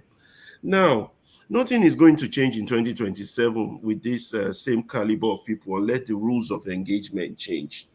It has been like this since the 60s. What do I mean by I want to take us through history? Listen, Nigeria has this silent majority that has not been activated yet, that are not interested in politics, that have moved out of the country, that have found their own way of survival, that have provided their own electricity, provided their own well, send their own children to school, no public school, that are doing it on their own. But we still need this silent majority to become active in order to remove these satanic people that have put a chokehold on our nation. Now, the problem our nation have, yes, we have tribal and religious, don't get me wrong, but it's small. To me, it's 10%. The 90% problem we have is self-greed. We join up, we know something is bad, and yet we join up with people doing it to do it. Journalists know he needs to ask tough questions. He never does that. A judge knows that this ruling is wrong. He still gives it because of he wants to be a millionaire. Politician, everybody just plays a role, and then we fall back and blame somebody else for our problem. I remember when history that I read, though, and I'm quoting the book of Why We Struck Ademulegu, you know, when the military got involved in politics, it was because some people in the Western Nigeria refused to do the right thing. They decided to form alliance with evil to rig the election, thereby use the military to suppress the West, Operation West here. And then when the military finally got involved, those with radical political ideology, how misguided they might have been, struck. But what happened? The people that stopped them were those who have personal gain. I'm sorry, people might not like this. The likes of Nrosi, the likes of General Madibu, and the likes of Ojuku, they stopped the likes of Inzeugu and the rest from exercising, even when the coup failed and they reached a compromise. They refused to follow that compromise, and then they then put these people in jail while they started to run the government. But their government didn't last more than 6 months before the devils came and struck them out, and they were eaten up by this very system they failed to fight. So that one has happened then. And again, we continue to form compromise with evil. We went into the first era of political dispensation, a compromise where Awolowo should have won. They gave it to Shagari. Then they now started this 1999 rubbish, which they call democracy, which has nothing to do with democracy, but what is being practiced is nothing but sacrilege, economic sabotage, disastrous, treasonable felony. People who should be lined up, executed, and shot are the ones we are championing. Well, in conclusion, I would say our people need to be active. They don't have to be activists. Just be active in whatever role you have. God bless you, Mr. Elvis, for your platform. God continue to bless you. All right. Thank you very much, Mr. Ferreira. God bless you, sir. Mr. Alaba, thanks for your submission and thanks for your time with us today as well. I'm always happy whenever you join us on the panel. I like listening to you. Thank you, sir. All right. I'm not sure who still need to give their submission. I believe Madapacha have called all of you already before I came in. No? Can anybody collect No, we were just starting the second round. So the next person is Mr. Jonathan. All right. Okay. So someone like Black Panther never do final submission. Can no one make collect three plate? You know, say they collect 3 plate, 4 plate sometimes. All right. Now my name, is sweet for that your mouth, Nabi. Continue. I know the politician, no. I say make I check now. Is anything wrong? Is checking whether you don't collect 2 plates, already. All right. Oga Jonathan, if you are there, your final 4 minutes, sir. Okay. Thank you. Thank you very much, Mr. Elvis. I greet all the panelists once again, and I welcome Mr. Prince Alobo. Welcome. I just want to submit today, finally, that our problem, we've all highlighted them all. And our problem, we can only solve it through the people. It is we, the people, that will solve our problems. It's not the politician. It's not one politician. It's not a group of politicians. No, it is we. In other words, our change must be people-oriented. I alluded to that in my earlier submission. It must be people-oriented. That's why I agree with the speaker, the new panelist who was talking about it starts from us. That's what it is. It has to be people-oriented. However, we know what we're doing, or we know what they are doing. Both of them. We, progressives, Nigerians that are looking for a good Nigeria, we know what we're doing and we know what they are doing. And that's what they don't want. Because that has been the case. That is the norm in Nigeria. People don't know what is going on. It is not so today. We know what we're doing and we know what they are doing. Because if I want to ask, what is it that we don't know? Is it the hijack of the judiciary that we don't know, that they have hijacked the entire judicial system? Is it that we don't know of? Where do you want to start from? Is it the complete destruction of institution? and the complete capture and destruction of institutions and agencies? Is it that we don't know of? Which one? Is it the collapse of the economy through unworkable economic policies? Is it that one that we don't know of? Is it the massive institutional corruption? Is it that we don't know of? We can go on and on and on. We know it all. We know what is happening. And we know how they have destroyed Nigeria to this point. We know how we get. We know what we must do for us all is that going forward, we the people must come together. The change that we're looking for has to be people oriented. That is it. We must come together to undo it effectively. That is how to undo them effectively. It has to be people oriented. I agree with that. It is we the people.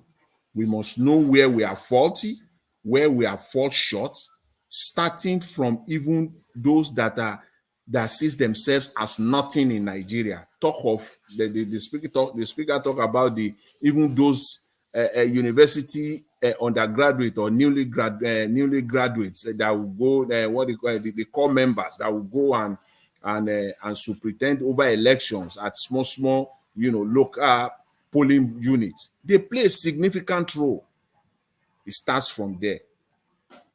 Every one of us, our change must be people oriented. We cannot outsource it to the likes of Atiku Abubakar. We cannot outsource our destiny, the change that we are looking for, and outsource it to the likes of Atiku Abubakar and co. It cannot be. It has to be people oriented. I will leave it at that, Mr. Elvis, for today. I really appreciate it. I want to thank all the panelists once again. Thank you very much. All right, Mr. Jonathan, God bless you, sir. Thanks for your submission, your final submission right there. Okay, let's hear from the next person quickly so that we can move on. Oga Prince, let me take it the way it is on the table. Oga Prince Collins, thank you, sir, for your time with us. Please, Yeah. 4 minutes, sir. Thank you very much. I appreciate it. Thank you for being there always, you know. Our panelists, they've all spoken well, and just for me to add a little to what we've all said, you know, it's just to emphasize on people oriented, the people must rise up, the two last speakers, you know. You see, in as much as I agree with the two last speakers, especially our new speaker, which I want to appreciate him for his eloquency, it is very important that the people should know what to do. You see, it is very important that we should know that the impediment in Nigeria is the execution of the judicial system or the rights of the people. You know, when people are not punished, I agree with you that everybody must rise up. We must do the right thing. We must try to, you know, make sure that we are in the right track. We must ignore corruption. We must do away with things that will, you know, draw us back. Okay, fine. Those things are fine. But majority of humans are wired to be self-centered. We are wired to be self-centered. We cannot do it except there is an external forces compelling us to do such thing. And when we know that if we don't do the right thing, there is consequence for it, we must always follow the right track because we are afraid to be punished. That is where punishment and reward comes in when it comes to execution of government policies. When people are not punished or celebrated for bad or good behavior, when people are not celebrated for morality or punished for immorality, we will never get it right. Never. That is why we see that societies that have succeeded has always make sure that everybody is by the rules. The rule of law must prevail. Nigeria can never get it right except we follow the rules. And how can we survive this? We have to create a system that works. And it is only the judiciary that have that power to make sure that those systems works by giving to Peter what he deserved and Paul what he deserved at any point in time. And the judiciary cannot achieve this purpose just in a clear eye. It is the people, that's where the people comes in. Electorate must rise up against injustice, must rise up against polarization, and must rise up against sentimental divides. Any society that is enjoying the rule of law today, their forefathers stood up and rose against oppression and injustice, shed their blood, died for it, and paid the price for their incoming generation to live peacefully. We cannot have peace when we didn't plan for it. Magic cannot happen from anywhere. The Bible said the kingdom of God suffereth violence, but by violence take it by force. If it was a magic, God would have ordered the children of Israel to pack their load and start at the center of Goshen, and he would disappear all of them into the land of the promised land. But he asked Moses to take over that mantle of leadership to lead them there. Nigeria must rise up at any point in time if we want change, and we must compare the people in the realm of affairs to do the right thing. And until we do this, there is no way. I'm sorry. Thank you very much, Mr. Najawash. I want to appreciate everyone for today.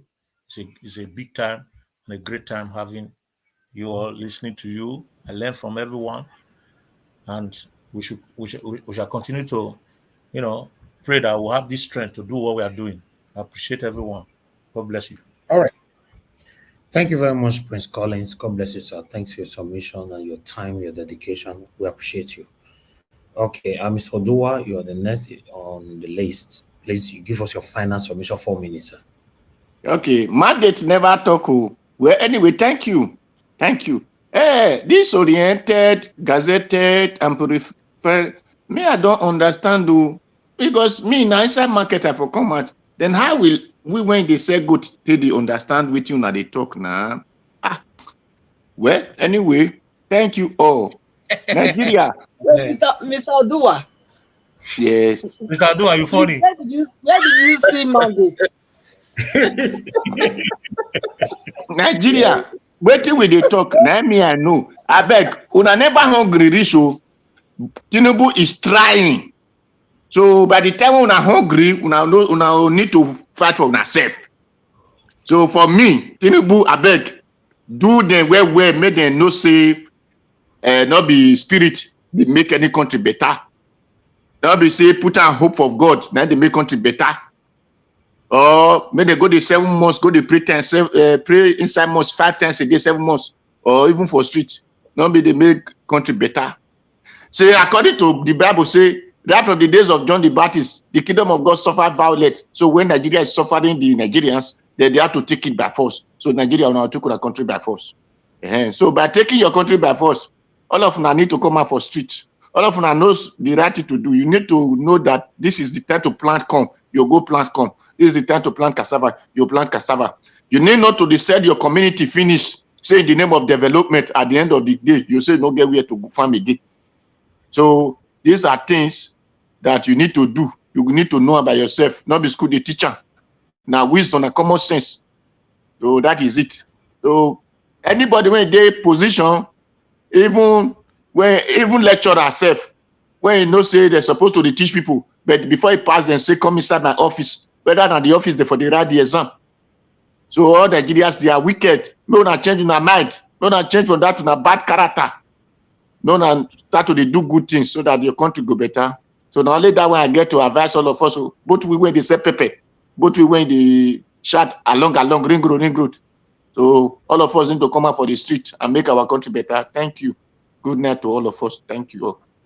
All right, Mr. Odua, yes, even though your submission has some kind of comedy on it, but you are saying the facts. You're saying the fact. I agree with you. If we continue to be praying that Nigeria will be better, we'll wait like this forever. That's just the fact. Thank you, sir. August Ian, your turn, sir. Your 4 minutes. Then I'll come to Black Panther. Mr. Elvis, please, what is your pounds today now? Because we talk about these things sometimes. What is your pound today? I It can never be check. it can be anything. Just it can I never check. it, My your check come as say as they work. That's what they talking for here. My your talking now. Today 1 naira.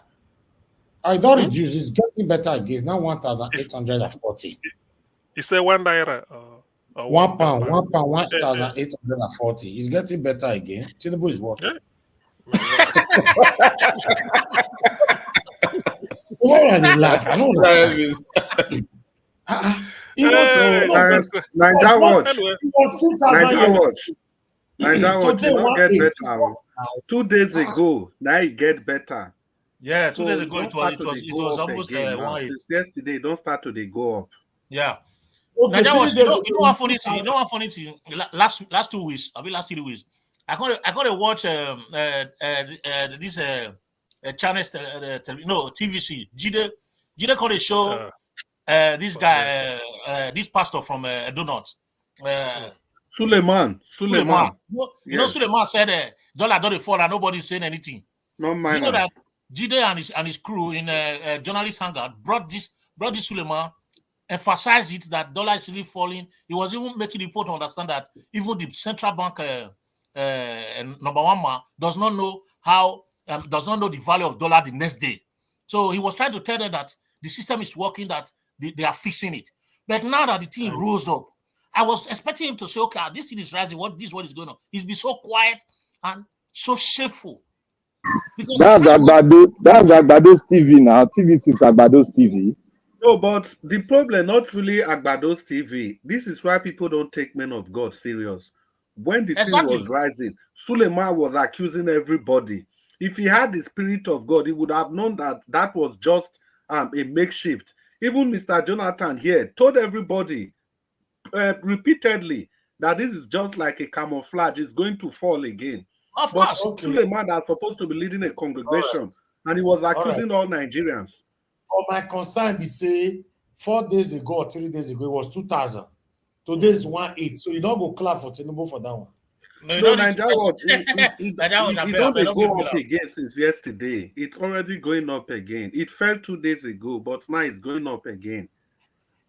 So even the United Kingdom and the United States, which is Papa and Peking, that are managing the world economy, they have something to show in the global market. So what do we have in Nigeria that we are competing in the global market? Can you imagine? Let's assume these people manage the finances of the world, but they still have things they compete in the global market to show, despite the politicking in it. They still have something in the market to show. So you, as somebody who only import dependent, everything we import them. So Jerry, we just wasting money, the Nigerian money. No matter how you pump in, manipulate, go to the bureau de change and be giving them dollar, those people will just collect it and keep and pretend. Tomorrow they are making profit. Those few days they pack last month they packed dollars and CBN went and give them and appreciating them. They packed it and reduced it, begin to sell it 1,001, kept the huge one behind. They are selling it out now. Who is making the profit? Anyway, let me give my final submission. Let me take off from this issue of dollars. You know, the way dollar is now, anybody can supply fake dollar and nobody knows that. So you can still put fake dollar into circulation on a dollar. But that is by the way. So regarding Atiku, the topic of today, what Atiku did was to fly a kite. If I want a big kite, but that kite will not fly. The thing is, Atiku is running out of time. Look at his age. He's been contesting for years. So he's caught up in his own web. The trick he played on Jonathan is haunting him now. Probably if he had allowed Jonathan finish his second term in 2015, what that means by 2019 automatically should be the power will move up north. And with every support, Atiku will just clinch it. But rather than Atiku to cooperate with Jonathan and PDP, this same PDP, they all left for APC. They did the anti-party, Atiku Saraki, and Sule Lamido, Muazu Babangida Aliu, Kwakwanso, all of them. They said it is the turn of the North. Not because Atiku want to stand for it, because Atiku wasn't on the ballot, but Buhari was against Jonathan. He supported the Fulani opposite to make sure that he deprived his party nomination, which is what we also did. That's why they are finding, somebody was telling me, that's why they are finding it difficult to sanction Wike easily, because Wike did what Atiku did in 2023, what Atiku did in 2015. So Atiku his karma is catching up with him. Peter Obi won't fall for his bet. I give Peter Obi, if he's listening, this option. Stay Labour Party, reform it. The followership is there for you up and down the country. In fact, you are gaining more followership with this your borehole you are doing, and then the same party people are now showing towards you. And again, the economy is getting worse, because if the man there knows exactly what he's doing, people will be thinking less of you, because the condition of living with standard of living will be increasing, and then the cost of living will be decreasing. So people will now be talking, oh, Tinubu is really with the answer. Let's forget about forgery. But things are not going. Therefore, everybody will be looking in your own direction. So do not go to Atiku again. That's one. If you must leave Labour Party, form a new party, because you now have a fellow. You've tested yourself, and then the country accepted you, even internationally. So I do not see why somebody should have an empire and be negotiating for a province. You can't have a continent and say you want one country, but you have the continent. So that is what I would advise people to be. The issue of Atiku, although you promise us also, I will take you by your word. You were desperate Nigeria should be good, but you can combine with anybody, but it can never be transactional. So that word, I hold you to it. It is the word you used. You don't want anything transactional, whereby quid pro quo, give me this oil, well, give me this, I trade in this. No. In terms of voter strength, you now have it. You can compete. In fact, people are becoming good politicians as a result of you. I know that you're in a EDO election, mentioning P2B can never be a minus to anybody who mentions it. That is one thing. That is an asset. Then the people are looking in direction of Abia as if to say, now you there in charge, but because of Labour Party. So why should you go to Atiku? Everybody is leaving PDP. So that is my advice for P2B, and they should be very, very clear. So Niger Watch, the last word to you. Thank you very much for the opportunity, like we always say here. This where we can make it to channels, Arise, TVC, never, AIT or NTF, error. So we can come here freely without let or hindrance. Thank you very much, and good night, everybody. Thank you, sir. Thank you, August. Thanks for your submission. That message to Mr. Peter Obi, I wish he go reach the hand. I Maybe mean, reach. yes, so it's supposed to reach the hand. Or I'll cut that part, man, put on for a WhatsApp. Because normally, I first talked this thing 3 days ago. Say, make we pray, make we not use our hand to spoil what we don't build. You know, those of you that is encouraging Peter Obi, no matter, no matter, no matter. Remember that we are talking about Nigerians here. You can't control the people's mind. You can't. A lot of Nigerians are very, very angry with APC and PDP. A lot of Nigerians, majority of Nigerians are happy with these two. They are angry with these two parties. So I'll leave it like that. Let me call on next person to speak to us, Black Panther, then come to Oga Chris before we'll move to the final person, which is Alab. Black Panther, you have 4 minutes, your final submission. Thank you.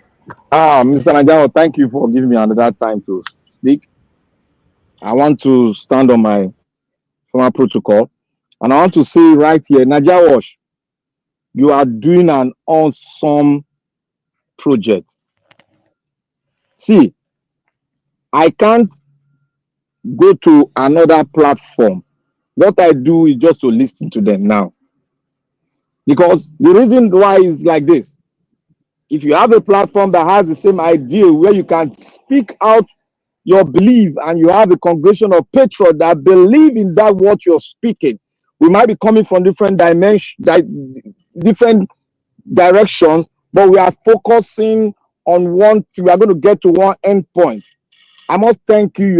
You are having a great project on hand, and we will continue to back you up in this project until we see it materialize, and we put the flag of victory up in Jesus' mighty name. Amen. You see, the reason why I say that is that I monitor a lot of channels, and if I enter that channel, I'm going to break it with my word.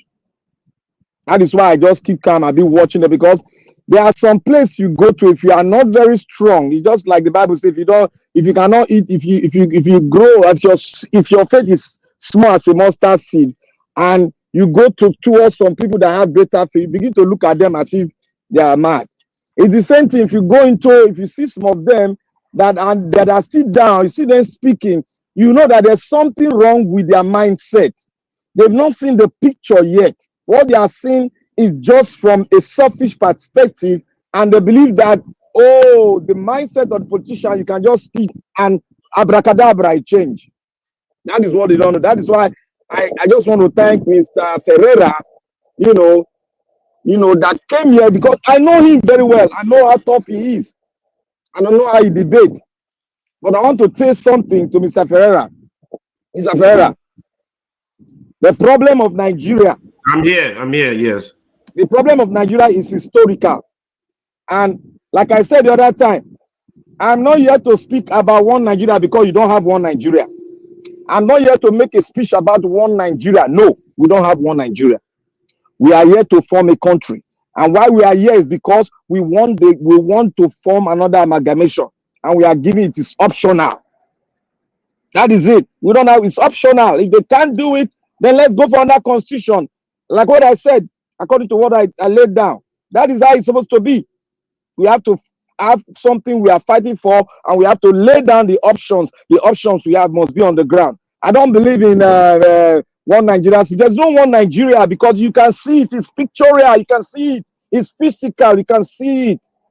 We need to speak truth so that people will learn, because people are out there that don't have information. We need to speak truth.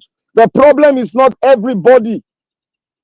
We know the problem. You can divide the problem into two forms. You can speak on one, then people will know where they fall in. Nigerians have suffered a lot. We have suffered. We've been there. We have suffered. Some of us went out because we had the opportunity to go out to study and know more about things so that we can give back to the country itself. But now what they are doing, it is going to change, my brother. It is going to change. Sudan was on this same path. Oil was the problem. One particular tribe was ruling. What happened? It led to a division. It is very simple. Let them continue. I said it's going to get bad and bad and bad. But when the rain comes, the rain will come in a formation whereby the rain will suck a lot of things, and all of us will see it in our kuro eye. We will all ask for what? Let us go our pathway if they refuse to do it. So one thing I will say to Nigerians, let us keep the fire burning. Let us keep the pressure on. We are not one Nigeria, but we are about to be. Let us keep learning. Let us keep educating. Let us keep talking. And when the time comes, it will come. The water is still boiling. And it will boil those that are around trying to fumigate. We'll put them into that boiling water, and we will see them no more. Thank you, Mr. Naija, and God bless you. All right, Black Panther, God bless you, my brother. I appreciate you. Thanks for the prayers. Thanks for the encouragement. And thanks for your submission. I appreciate you. Oga Chris, please, you have the floor. Your 4 minutes. Yeah, well, Mr. Anjawo, thank you very much for the opportunity again and to contribute. I just want to thank the new person that joined us today, Prince Ujagun Alaba. You see, that's the importance of sharing this broadcast, because if you do, YouTube have the YouTube has a way of suggesting these videos to people on YouTube, people that don't know about this channel at all. But if YouTube see the kind of things you search for on the internet, they can now suggest videos like this to you. And this can only happen when we share any of these broadcasts. So people, let's keep sharing. So my own is that yeah, well, you see, it's difficult for me to blame the people in the sense that I still see that the major problem we face in Nigeria, why Nigeria is not really moving forward, is because of the diversity. We are too diverse. We are not one. And we need to understand that we are not one.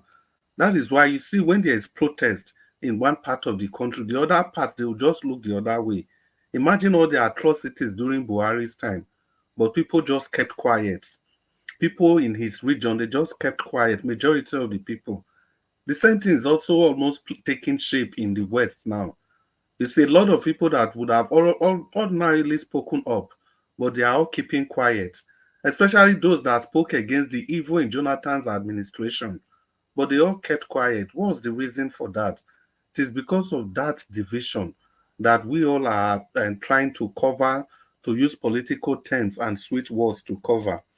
So that's just why I think that the people should not be blamed. And moreover, Peter Obi made a very, very instructive statement yesterday or 2 days ago when he said the biggest problem, you mark that word, the biggest, that's an adjective that shows that there are other problems, but the biggest one of them is the judiciary. Like the newcomers clearly explained, imagine all of us, we are all involved somehow, the INEC, the people conducting the election, everybody, people at the polling units, you and I, our brothers and sisters, everybody manipulating the system. But imagine if we have all done that and our whatever we have done gets to the table of the judiciary, which is supposed to be the final bus stop, and the judiciary is still able to stand and do the proper thing. All the things, all the atrocities that every one of us committed will not count any longer. So that is why I saluted Mr. Peter Obi for saying that the biggest problem is the judiciary, because any society where people don't get the repercussion of crime is going to continue in such societies. And again, how can we really blame the people? Imagine the people that lost their lives in the last election, the people that had bodily injuries, people lost properties. People are still losing properties today because of the action they took. People lost their businesses because of the action, their quest to make Nigeria work. Now they've lost all those things, and the election has come. Their wishes were not met, and today nothing has happened to the people. The people that that caused all those mayhem on these Nigerians. So it is very clear that when the next election is coming, people are going to advise their wards, their families, you have to stay at home, because if anything happens to you, nobody is going to be held accountable. So it is years and years of negligence like this that has made the people to be completely dumb. So that the country, everything is just now like a jungle. Everybody wants to survive first. Because if you fight, at the end of the day, you can't get justice. Just like I said, imagine the lives that were ruined during the last election. Did they get justice? No. Tinubu just continue ruling. Those were the things they lose their life for. And the judiciary, nobody, none of those people could get judgment against the people that maltreated them. Look at the people that are still losing businesses, properties, appointment, everything to the day. There's no justice system to help these people mitigate against whatever action they will pull against the Nigerian state. And moreover, we must not always forget this tribal, ethnic, and religious dichotomy that has infiltrated the very fabrics of the society. So it's me, I think it is a way of just trying to, it's a coping mechanism for we to think, for we to believe that the people should be blamed. The people have tried, just look at that, the last election. They collected their PVCs, they were denied everything that INEC did. Even when it was raining, they tried, they did all they could. but yet they didn't get their result. Yet one man woke up at the middle of the night and declared a result that was unfounded on nothing.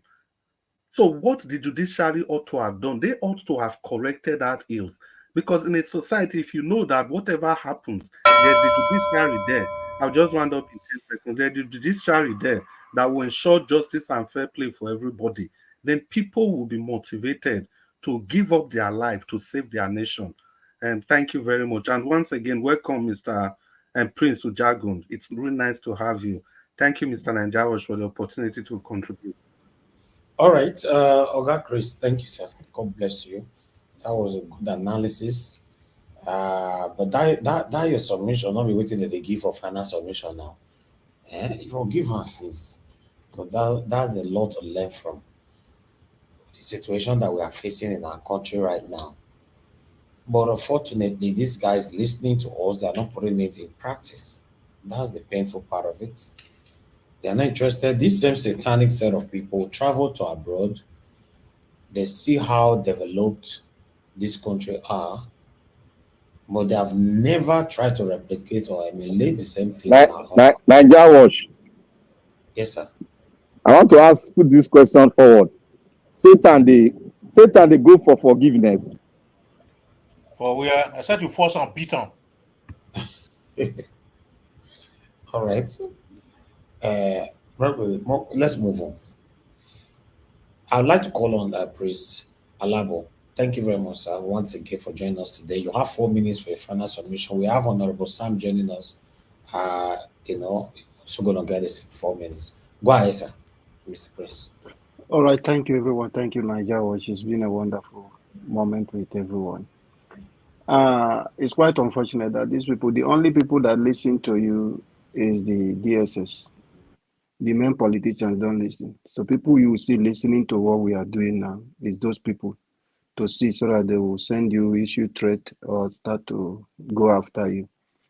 But in other places in the Western world, the institution, they work for the betterment of the people. They take information from people and put it and see how they can fix the problem. You talked about the judiciary. When I talked about how politicians they build their structures, those are things we don't look into.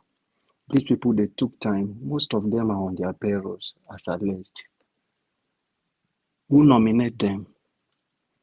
Who appoint them? Can your children go and apply for job in NNPC and pass?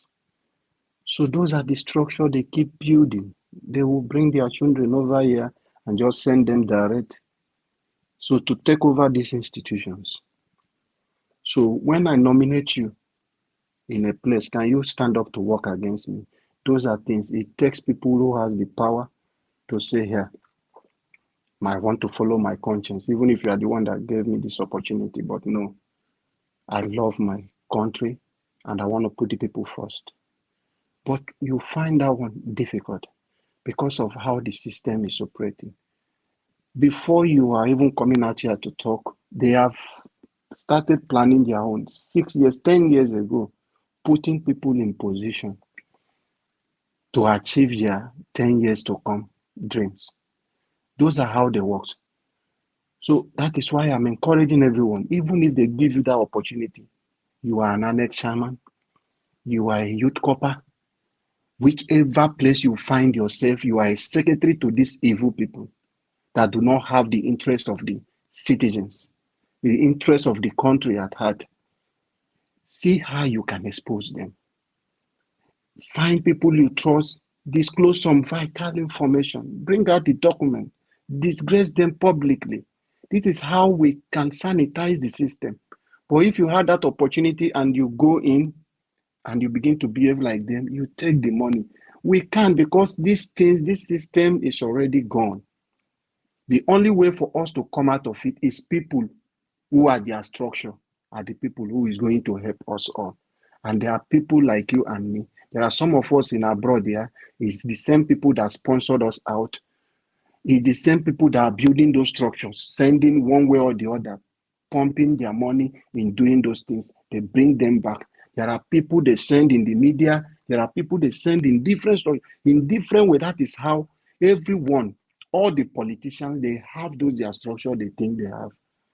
One thing I want to raise concern about, which I want to talk, I've been using my platform, is my state that have suffered a lot. Since 1999, 2007, Rivers State have gone through a lot. Odili wanted to be a president. Rivers Resources gone through, money exchange hands. Today, EFCC is raising concern of how many 100 billion is on the list among those people. His name is mentioned. In 2015, this battle came out. The outgoing governor then becomes a demigod. Most governors in APC then came out on public TVs and said, you personally sponsored me. You made me to win. Whose money did they use? Rivers State Resources. The same thing, 2023. Rivers Resources went through, yet it couldn't succeed. And none of them is learning anything. And they will go to the north, they will collect those money, they will go here and do, they will take all this money from them. Rivers people are the ones suffering. So, and you see them after doing all these things, they feel they have the power, they have the resources with the people money, the people resources, and they don't have any conscience. So those are the kind of people we need to stand to see how we can work and let them know. People who are walking around them need to let them know and see how they can expose them more. So we can recover these resources. We need these things. They travel abroad. They come over here. It is with resources I have in my state, Rivers State, where I come from. When I come here, I should come and rest, not to come because my state couldn't give me what I need or my country. So it's really frustrating. And when we think about this, some of us are really frustrated. That is, if I'm trying to express, I'm expressing this with tears because I know where I come from. In my place at an Ijoma, where I come from, I came from an oil. So when you see some of us speaking, we are speaking in tears because what we have, we are not supposed. If we come here, we should come for tourists, come for anything and just go back. Not because our system is not working. So we need to come out, like I said earlier. Who will bear the cat? It's you and me. Who is working for them? It's your younger brother and my younger sister. Who is working for them? It's one of us here who are also talking. A lot of people, they will come and give us little money. You sold your conscience. So these are things we need to begin to see how we can start this movement. The movement I'm saying now is not by violence. It's not by fighting. It's not by taking arms. No. When you speak, you take into action. For people who are Christian who believe, they say faith without work is what? Is dead. So we need to come as we are speaking. We need to begin to make the movement. We need to begin to push. Because these people who are in power today, for you to take power from them, it is not easy. So thank you, everyone. I encourage every one of us to step out from everywhere we are and take this bold step and see how we can change these cards. Thank you for giving me this opportunity. I appreciate everyone. All right. Thank you. Thank you, Oga Prince. I appreciate your time and submission with us. Like I said before, we are looking forward to having your voice here again. And let's do it together collectively to see how we can achieve this new Nigeria in our time. Thank you, sir. All right. The last person on the panel is Honorable Sam. Sir, it's good to have you on the show. Please, you're also going to have your 4 minutes. Unfortunately, you're just coming in just 4 Yeah, minutes. no, they hear. I didn't have my system. You said was August CM. You said what? What? I said I didn't hear. I thought it's Sam to speak. Honorable Yes, Sam. yes, he's here. Go ahead, sir. Honorable Sam. Yeah. Okay. Good evening, everyone. Good evening, Nigeria Wash. My distinguished panelists. Once again, I'm so pleased to be in your midst. Although I've been away for some time due to some different activities, you are aware what's happening in my state. I'm involved. Sometimes before I come home, I'm somehow exhausted and I need to rest against the activities of the next day. So, coupled with some my church activities, I've not been able to really hook up with what is happening. I want to appreciate you all for what you've been doing. I haven't said that. I remember the last time I was on air, I did make a statement, which I actually said that my candidate as his law firm is one of the best in the world.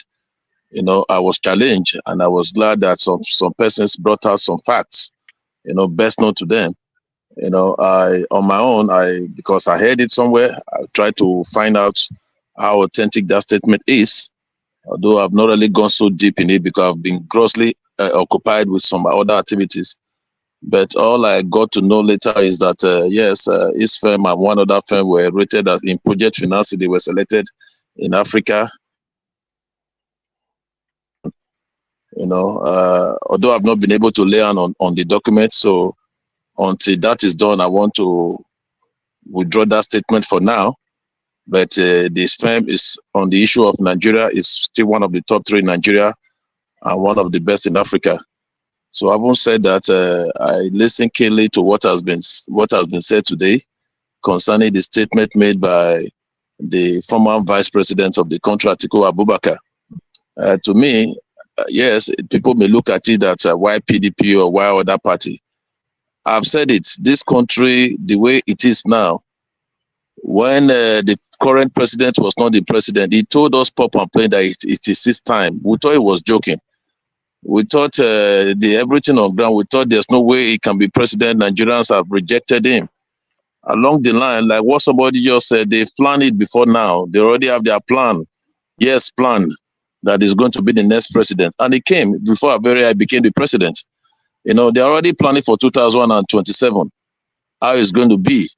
You know, to me, if that statement is true and the PDP actually zone presidency to the east, and somebody like Obi is called upon to pick up that ticket, to me, I will use everything about me to support him, not because I'm a PDP man.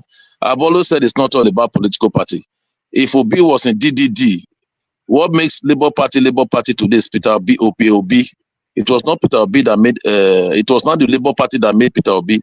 Peter Obi made Labour Party because of his integrity, his name, and what he has done over the years. You know, people still want somebody. Nigeria will still want somebody who can still come out there, irrespective of the political party, somebody that is known, that can really stand and say we want to fix this country.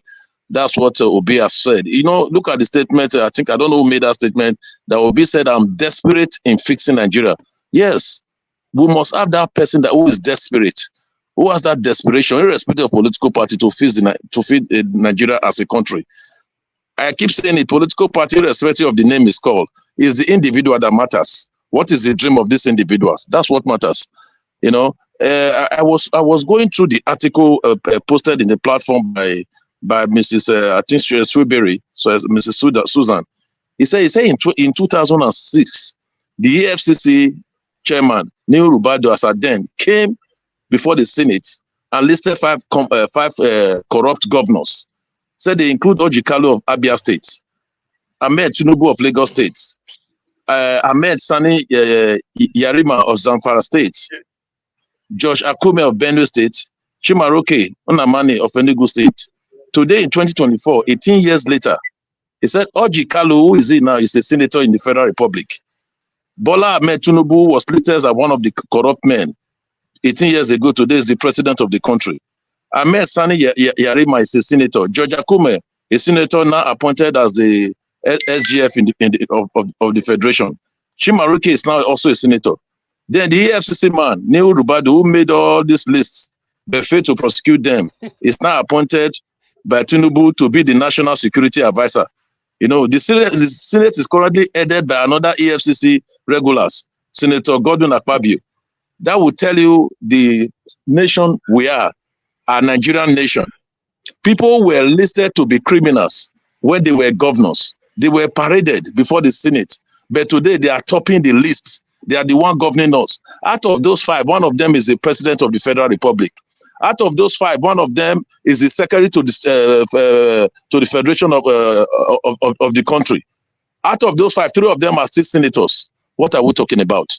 Now, somebody said, yeah, it may say it in a very, Anyhow, you may have said it. That Nigeria, if something is not done well, there will be coup d'etat in Nigeria. Are we really advocating for it? No, we need democracy. You understand? Because people will always say the worst military is, the worst civilian is better than the best military. But the way Nigeria is now, sometimes it's like I don't really believe that statement anymore.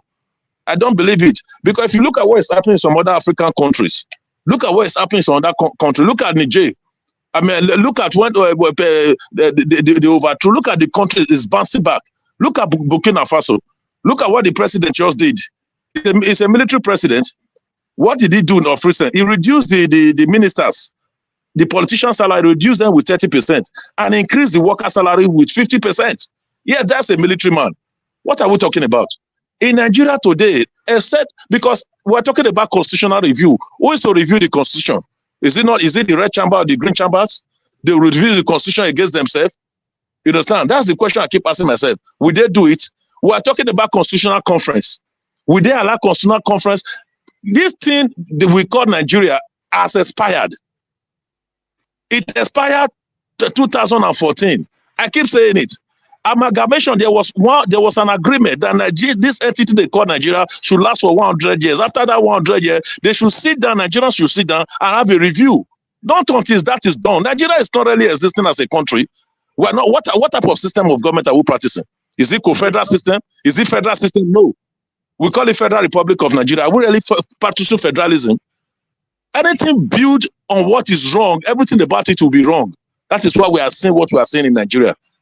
Nigeria as a country, well, yes, we say we love Nigeria. Yes, we love Nigeria. Are we really one?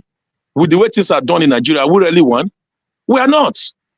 We must settle ourselves with that. We are not one as a country. You understand? So that's the main reason. If you look at when Jagaban was trying to get power, Buhari was trying to get power, he came to team up with Jagaban in the West to take power from the then PDP. You understand? So, to me, I still believe that alliance must still be done. Peter Obi cannot do it all alone. That's just the truth. Sometimes you need some of these people. You need them to as far as what you have a good dream, you have a good dream for the country. So, to me, sincerely, for Nigeria to move forward, not that I'm praying for revolution. I'm seeing the revolution happening in Nigeria. And most often it will start in the West. Let's mark this statement. It will start in the West with the way the hunger, the pain and hungers among Nigeria now will push them to the wall and they will begin to fight by themselves. I say a time will come, Nigeria will fight for itself. When I say Nigeria as an entity will fight for itself and through Nigerians. Thank you very much. God bless us all. Sorry. All right. Niger Watch. Niger Watch. Well spoken. Well spoken. Well spoken is good. Niger Watch, please, 10 seconds. You see, Honorable, what you said, 1914 was amalgamation. 100 years it will expire. Yes, Jonathan knew. That's why I organized that conference in which Professor Zekome told us that more than 1,000 items, they agreed consensually that this is what should be done. To the extent that any two states or local government, if they like, they can merge and become one. It doesn't require federal intent. So there are a lot of far-reaching decisions, but Buhari scuttled it by not putting it into operation. So Nigeria really know that it has expired, but they renegotiated a new Nigeria, which was what Jonathan did in 2014. Just to put that in. Thank you. Okay. And Nigeria, I beg 10 seconds, I beg. Nigeria, 10 seconds. Go ahead. Honorable Sam, I think I just salute you for whatever you have said. It's quiet and enriching and nourishing. I think if we all can keep politics aside for once, and just speak like this for Nigeria, I think it will go a long way. There are a lot of people in your PDP that would never believe that Obi actually won the election, but you spoke now, not as a politician, but a true Nigerian. And for that, you must be commented. It's not every time attack. You spoke really well. Thank you very much. Thank you. Thank you. Nigeria Watch. Thank you, sir. Thank you, Uncle Sam. You see, you know why I say I love you. This is the Uncle Sam I know. You see where you position you stand now. I love it, and you spoken the outright truth. You gave us historical antecedent. You brought us back and aligning with what is happening now, may God bless you. That So is why I like you. You know they speak through before. Which one? This Black Panther they say. Me know me felt talk since. Why mother Patricia open door for Black Panther enter house? Why? That's surprised. Now me they talk like that too. So now me be this. Which one be speak truth? Not in future Mr. now you go to Sam, I refer to want to this. commend you too. Thank you. Keep it like this. Thank you. Only today you speak truth. Now so Black Panther go they refer in future now you go say you don't see that the way you speak truth. Nah. No, Black Panther, what do you do Oga CM? Why Oga CM they fire you like this?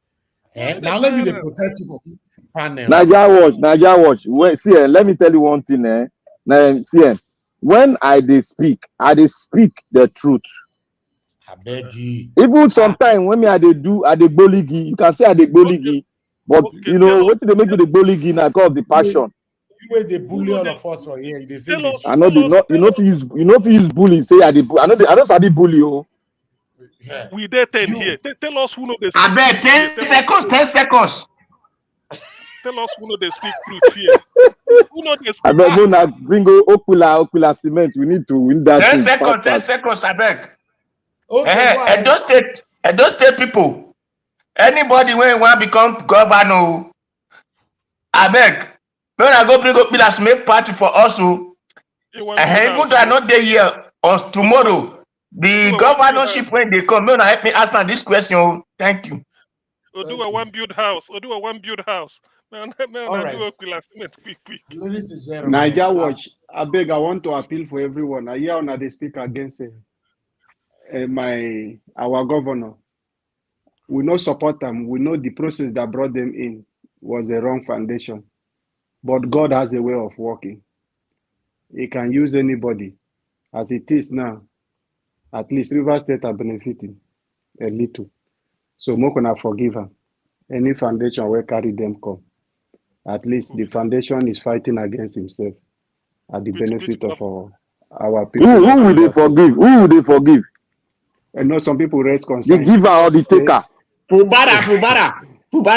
Yes, may they forgive Fubara. The taker. And you know when people are fighting against themselves, the people will be benefiting. I bet they continue the fight. Rivers people are benefiting now. Oga Priest, Alabo, you know, say this our panel, so get the way everybody take day. So in my mind, they tell me now, say, Fubara say me come quick rescue and for inside the panel now. Now trouble they find now. Now Fubara say me I know being supporter. Just leave him. How could they look him? Because now the taker in be. Not be the giver now we in a taker.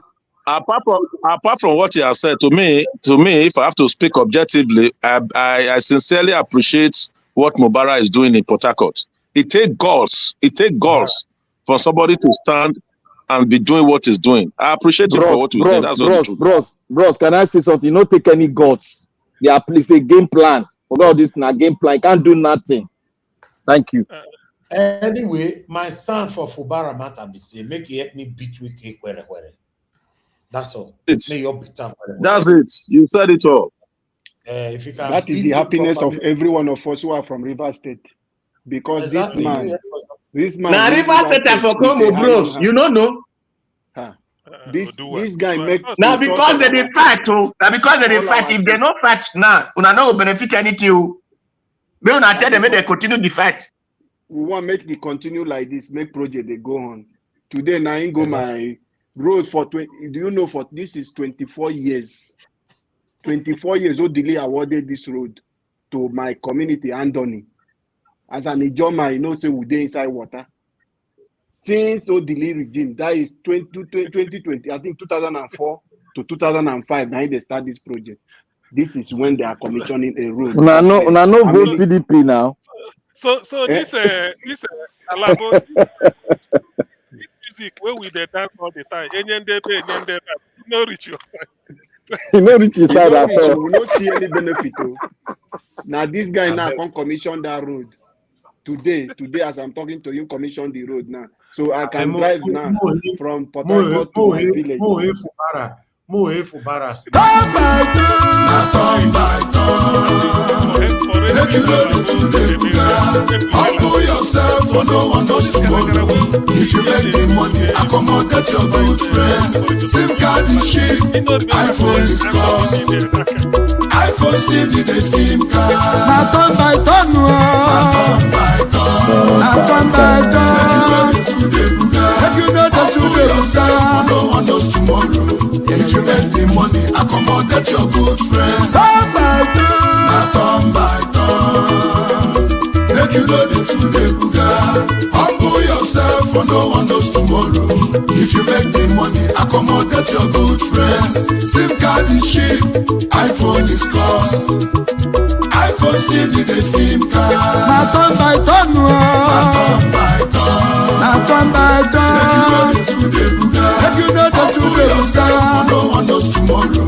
If you make the money, accommodate your good friends. Turn by turn, na turn by turn. All right. Oh, they use Mexico flag for there. Now Mexico flag, now Mexico president be that one. So Nigeria now na turn by turn. That's what they talk about. All right.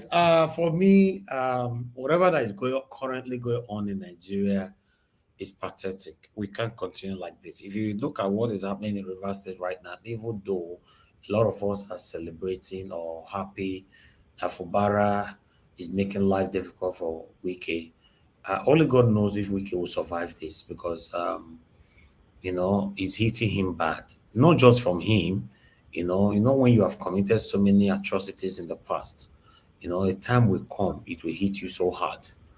But now what you take him out talk, now they affect him. Exactly. So even though we all know that Fubara was part of the satanic group before, both of them are fighting themselves right now for selfish reasons. But as long as the River State citizens or indigenes are benefiting from this their fight, let the fight begins, or rather continue. I appreciate you all, my people. Obaseki did the same thing. These guys are satanic, in case you're not aware. My Governor Obaseki did it with Oshomole. And at the end of the day, he turned his back on us and he built a labor house and named it after satanic Oshomole. This is what you get from these people. So don't be surprised tomorrow when Fubara will build one bridge, after 2 years, who don't cause or carry the matter for head, and we can't name after Wike. This is what we get. This is why I said the same people since 1960, they have been recycling themselves, impoverishing the citizens of the Federal Republic of Nigeria. It's time for us to wake up. Thank you very much, my people. We've come to the end of this broadcast. 5 hours on Saturday. Normally, I don't like to do 5 hours on Saturday. Tomorrow is another day. We have the governorship candidate of the YPP of Edo State coming to the broadcast tomorrow to take questions from Edolites, from Nigerians, why he wants to become the next governor of Edo State. As you all know, that Dr. Aswan Igodaro have been here. Dr. Barrister Olumide Akbata was here. The only person who escaped, as we speak, we are still pursuing him. We can't find him. We can't get hold of him. Is Akbakomoza. What is the other name? Monday Okbeolo is on the run. We can't find him. We don't know where he is. So everybody's finding him. Not just my media. Every other media, I'm looking for Okbeolo everywhere. Okbeolo, where are you? Come and speak to us. He's nowhere to be found. So, but the YPP governorship candidate will be with us tomorrow by 7 p.m. Nigerian time. In case you have a question or questions, or you want to be part of the panel, you must come in on time. If not, you might end up being on the backstage. Although we do swapping sometimes, but it might still not get to your turn. Join us on time, 7 p.m. tomorrow. We're going to start the broadcast from 6 p.m. Those of you that will join early, we have opportunity to have your seat. Come with your popcorn, your coffee, your anything you drink, put it on. Come and drink it here and let's talk together. My people, now we'll draw the curtain. It's been a long day. I'd like to appreciate everyone of you that came to the panel today. Start with Mother Patricia Tagbojumi. Thank you very much, man, for being a backbone. I appreciate you always. Thank you very much, Oga Ferreira. It's good to have you on the show today. We're looking forward to having you again anytime soon. Thank you, sir. God bless you. Thank you, my brother, Black Panther. Thank you for always being there. Thank you, Augustine. It's good to have our lecturer today. Augustine is the lecturer of this program, of this Nigeria Wash Media. When he's talking, everybody stay attentive. Thank you very much, Mr. Jonathan. Our analysis. I want to talk again the way we supposed to give this Mr. Jonathan safe. Mr. Jonathan, you'll get say on this panel. Our economist, Oga. Our economist, so everybody get the way today for this platform. So I appreciate you all, my people. Thank you very much. Oga Chris, thank you so much. One thing about Oga Chris, we say two things I noticed about this man. One, we say, if you make an verse, it go finish una. Not the agree, make the user make an verse at all. If you now want me Oga Chris talk for this panel, I'm gonna make an verse. I don't know, say this man get words for mouth. Say get words for mouth. But still, when you are not make an verse, they oppress him, and that oppression I mean not like. Oga Chris go backstage, they say, "Can I speak? Can I speak? I'm here, Mr. Nigeria Wash. I'm here. Can I speak?" Then you can't hear someone like Black Panther who use a big voice, who use and suppress him. You can't hear Mr. Jonathan use a big voice, suppress him. Then it's not nice. I not a check of that Chris like this. Honorable Sam, thank you very much, sir, for joining us again today. You shake the table. In fact, we're supposed to clap for you, Honorable Sam, because that your submission today, In fact, you spoil everywhere. Make a clap for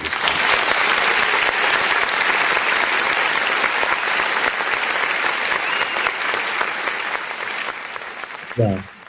Now today, now in talk now. Yes, if they talk, but this one now the strong one, a very strong one. It's scattered everywhere. You see, the platform is about truth. We say the truth how it is. That's how it's supposed to be. So I appreciate you all, my people. Mr. Odua, thank you very much, sir. Don't worry. Tomorrow, if in case you're not available, we'll try our best to pass your message of Okwila Road or Okwila Summit anyone. We'll pass it to the YPP governorship candidate that is coming to the platform tomorrow.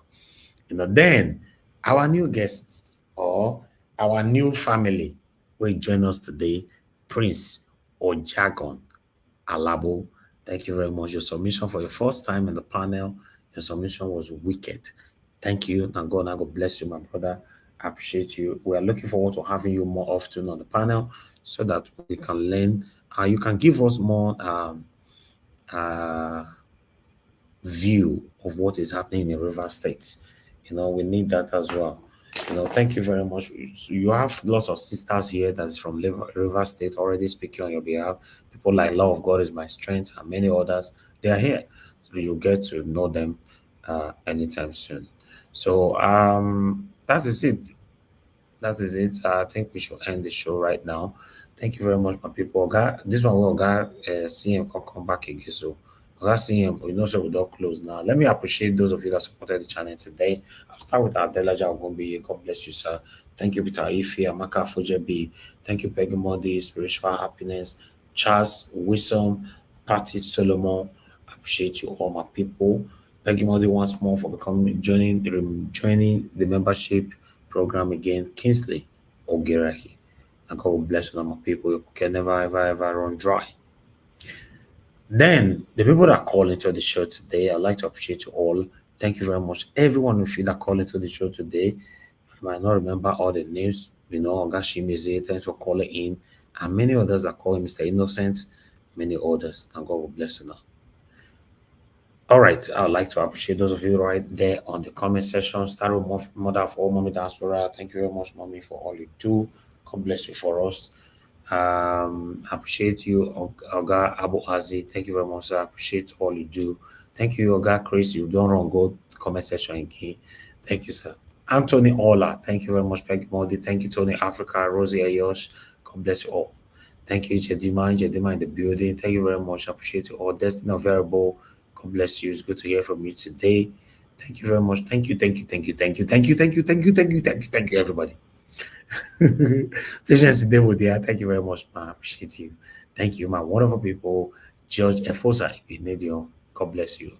Thank you, my my wonderful people right there. All right, Michael Ganamaro in the building. It's good to hear from you, sir. Thank you very much, Pat Sonny. Thank you very much. God bless you all. We've come to the end of the broadcast. Please, guys, let's do it all over again tomorrow, 6 p.m. Nigerian time, 7 p.m. We're going to be having our guests, but we're going to start the broadcast by 6 p.m. so that we can take it from there. Have a good night and bye for now. No more bad government in Nigeria.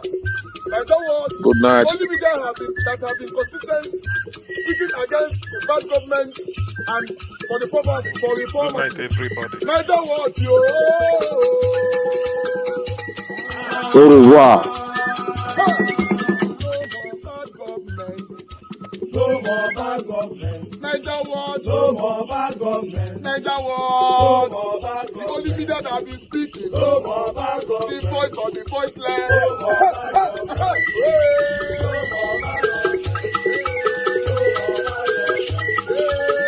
more bad government.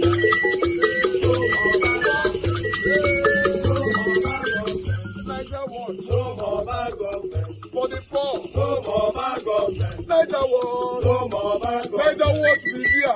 No more bad government. No more bad government. No more bad government. In Nigeria. No more bad government. No more bad government. No more bad government. The only media. No more bad government. The number one media in Nigeria. No more bad government. That have been speaking against government. No more bad government. Niger what? No more bad government.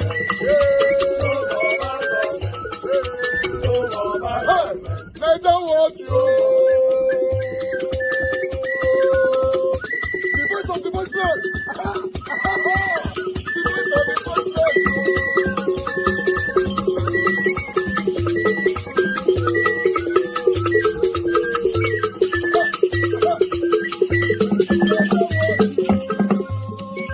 Voice for the voiceless. Voice for the voiceless. Niger what media? Voice for the voiceless. Niger watch media. Voice for the voiceless. The only media that have been speaking against bad government. Being consistency since 19 Gorogodo. Voice for the voiceless. Voice for the voiceless. Umuwame. Voice for the voiceless. Umuwame. Voice for the voiceless. Voice for the voiceless. Voice for the voiceless. Voice for the voiceless.